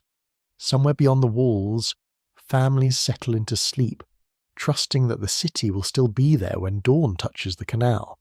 Trust may be the hidden center of civilization. Trust in walls, trust in water, trust in grain, trust in records, trust in rituals. Trust that the gods remember the order even when humans forget their lines. The first civilization was not first because it had no past. It was first to leave enough traces for you to feel how deeply it feared forgetting. It placed memory in clay, in temples, in kingship, in ritual, in myths, and in gods who stood outside the shortness of human life. If men forget, the gods may remember. If tablets break, the story may survive in another form. If cities vanish, the divine names may still move through later tongues. And if Sumer was never truly first, perhaps its own gods already knew that. They were the keepers of the beginning, too old for human records, too damaged for certainty, and too important to leave entirely unsaid. The lamp flame lowers, the statue watches without blinking. Beneath the word civilization, another civilization is always hiding. Not necessarily a lost empire with shining towers or impossible machines. Not a secret kingdom waiting intact below the desert. More often it is something quieter, harder to name, and more difficult to turn into a simple story. It is the long preparation beneath the visible achievement. It is the buried pattern under the word. You feel it as you walk across the plain at dawn. The city is still cool. Smoke rises from low roofs.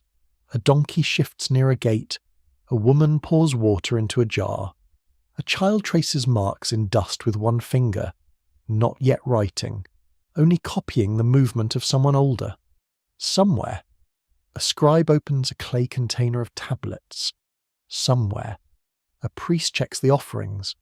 Somewhere, a canal worker looks at the waterline and decides whether the day will be easy or cruel. Everything appears ordinary, yet every ordinary act rests on older knowledge.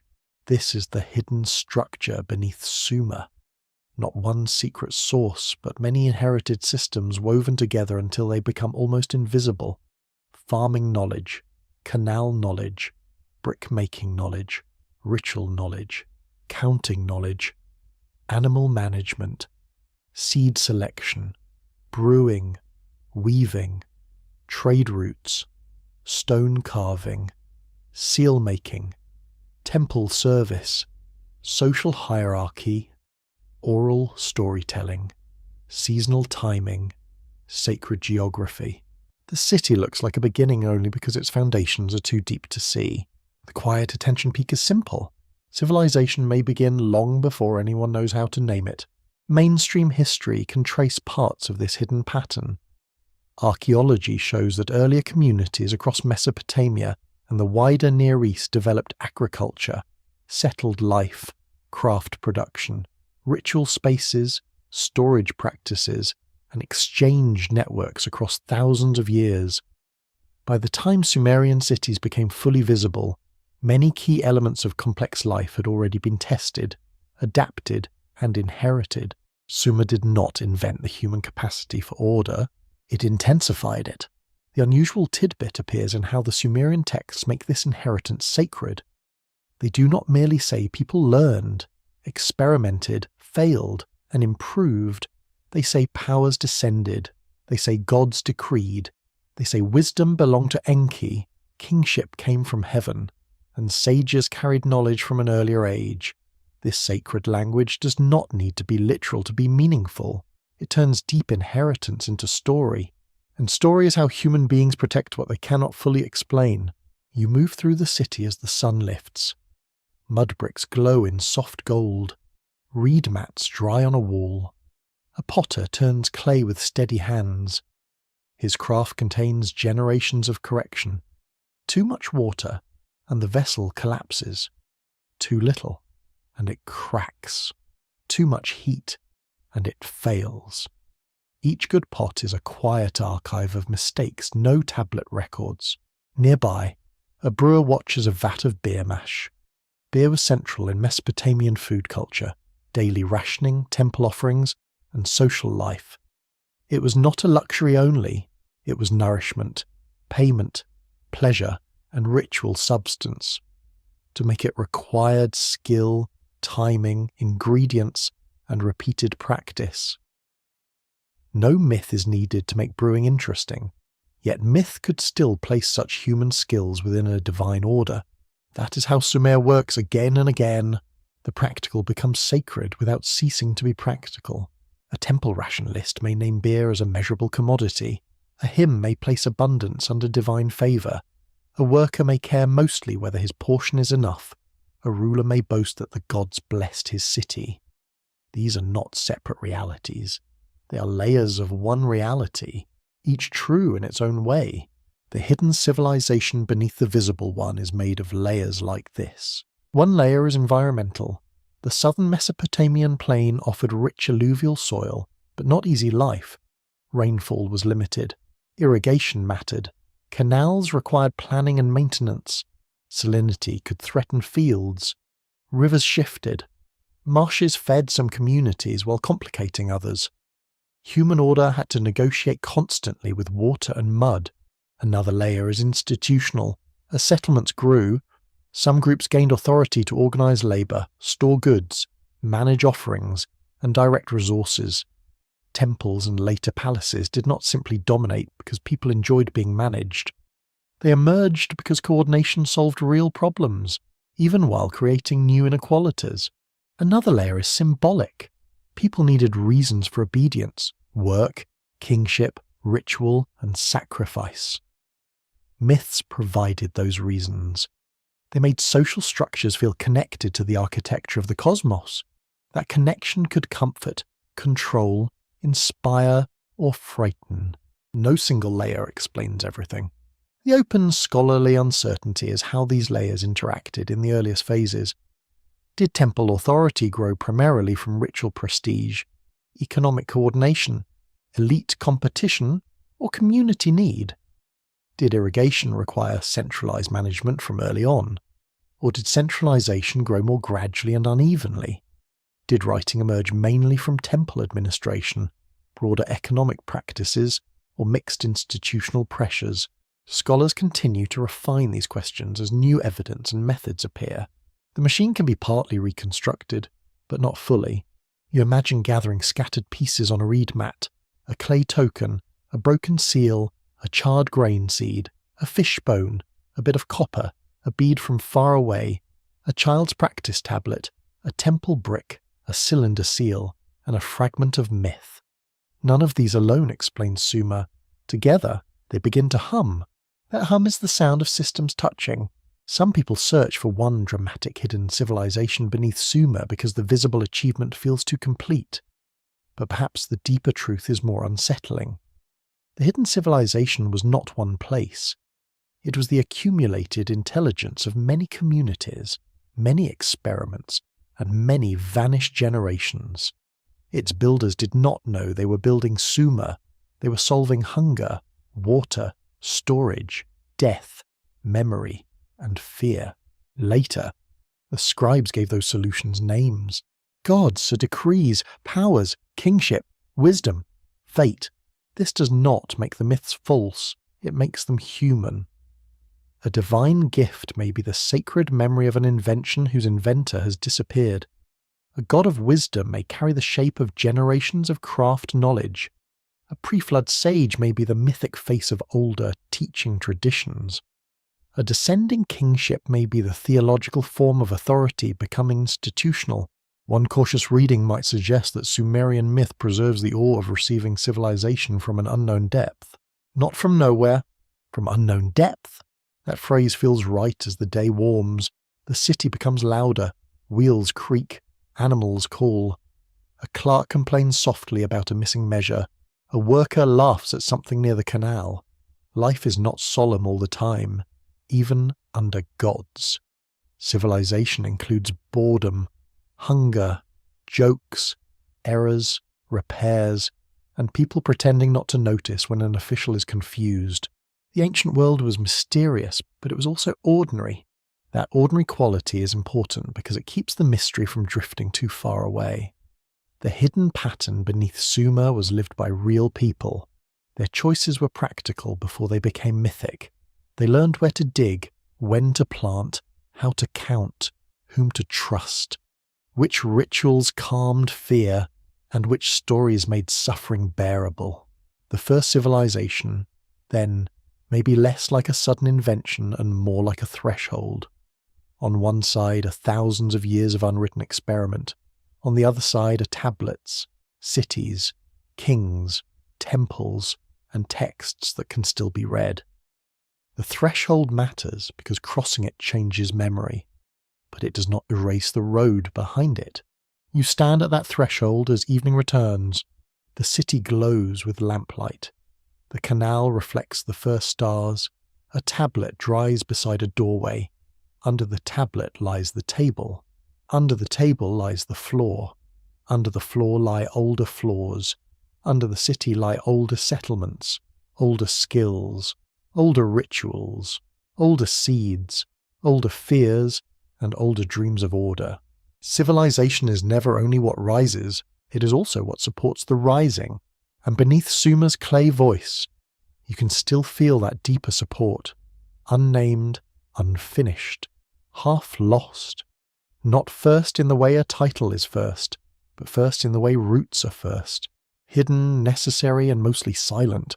The last tablet is not dramatic. It lies in the quiet like any other piece of ancient clay, small, brown, cracked, and patient. One edge is broken away. A line begins cleanly, then disappears into damage. A name survives. A number survives. A divine title survives. The rest is absence. You lean closer, as if nearness could restore what time removed. This is how the story of Sumer leaves you. Not with a sealed answer, but with a surface marked by human effort and interrupted by loss. The tablet is readable enough to invite you in, broken enough to keep you humble. It belongs perfectly to a civilization that seems both first and not first, both origin and inheritance, both clear voice and half-heard echo. The clay does not shout, it waits. By now, the mystery has softened into something deeper than a single claim. Sumer was among the earliest civilizations to leave a rich written record. Its cities, temples, scribes, administrators, myths, hymns, seals, and king lists transformed the way human beings could be remembered. For historians, this is its great power. Through Sumer, the ancient world becomes unusually legible. Yet legibility is not the same as absolute beginning. That is the quiet attention peak. The first voice we can clearly hear may already be speaking from the middle of a much older song. The mainstream historical picture remains steady. Sumerian civilization grew from long developments in southern Mesopotamia and the wider ancient Near East. Farming, settlement, ritual, craft specialization, exchange, storage, and social complexity all preceded the great written cities. Writing emerged through administrative need, then expanded into literature, theology, law-like practice, and royal memory. Temples and institutions gave structure to urban life. Myths gave that structure sacred depth. Nothing here requires a forced secret, but the Sumerian texts are not flat. They preserve a world that thought of order as descending, not merely rising. Kingship comes from heaven. Wisdom gathers around Enki and the deep waters. The Anunnaki appear within systems of divine authority. The flood divides time. Sages carry knowledge from an earlier age. Humans are made within a structure of labour. Cities are not random clusters. They are sacred households, chosen places, nodes in a map of divine meaning.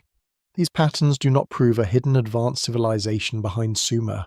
They do suggest that Sumerian memory pointed behind itself. Some have wondered whether these traditions hold distorted echoes of earlier cultures, lost teachers, environmental catastrophes, or social systems whose original forms vanished before writing became common. That possibility should remain cautious. The evidence is incomplete, and speculation becomes weak when it pretends to be certainty. Still, the question is worth keeping because it arises naturally from the texts themselves. Why does the first readable civilization so often speak as if civilization was received? You let that question rest beside the tablet. A scribe may have copied the line from an older model. That model may have been copied from another. Before the first clay version, perhaps the story lived in voices, in temple ritual, in the memory of elders, in songs spoken near water, in schoolrooms not yet formal, in offerings placed at shrines whose earliest meanings were already fading. The written text feels like a beginning because it is where you can finally read. But the story may have travelled a long way before reaching the stylus. The tablet is the shore, not the spring. An open, scholarly uncertainty remains around the depth of that spring. How old were the traditions behind the written myths? How much of Sumerian sacred memory reflects earlier prehistoric belief? How much was shaped by temple politics, scribal education, and royal ideology? How should impossible reign lengths, divine decrees, flood divisions, and culture-bringing sages be read? Symbolically, politically, ritually, historically, or all at once? A careful answer refuses to flatten them. Ancient texts often work through many layers at the same time. A myth can legitimize a king while preserving older memory. A flood story can reflect real environmental fear while becoming cosmic theology. A divine council can mirror human institutions while giving them sacred ancestry. A culture hero can express scholarly pride while echoing forgotten lines of transmission. The past does not separate itself for convenience. You walk one last time through the imagined city. The hour is late. Mud brick walls hold the day's remaining warmth. A dog moves between shadows. Reed mats hang limp in the cooling air. A lamp burns in a doorway where someone is still awake. Beyond the houses, the temple rises dark against the stars, not enormous by modern standards, yet immense in meaning. The city is alive because systems are holding. Water moves through canals. Grain waits in storage. Offerings have been made. Records have been pressed. Workers will rise again. Priests will perform what must be performed. Scribes will correct students. Seals will roll over clay. Kings will seek divine support. Stories will be copied because forgetting is always near. This is civilization as vigilance, not a single invention, not one bright moment, a long practice of resisting collapse. That may be the deepest reason Sumer feels both ancient and familiar. Its people understood that order is not permanent, it must be renewed. Canals must be cleared, temples rebuilt, texts recopied, children trained, gods honoured, fields watched, names written before they vanish. A civilization survives by repeating itself carefully enough that the next generation can continue.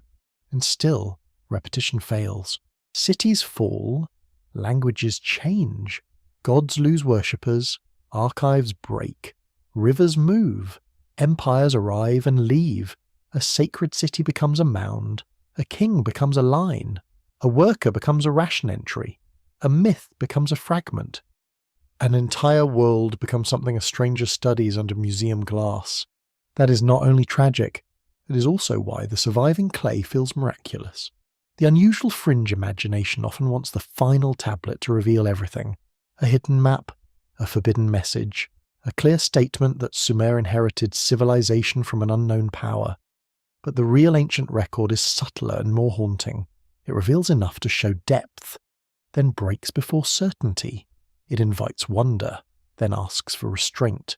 The mystery remains because the evidence remains human. Human things are partial. You look again at the last tablet. The broken line does not say whether Sumer was truly first. It says something more useful.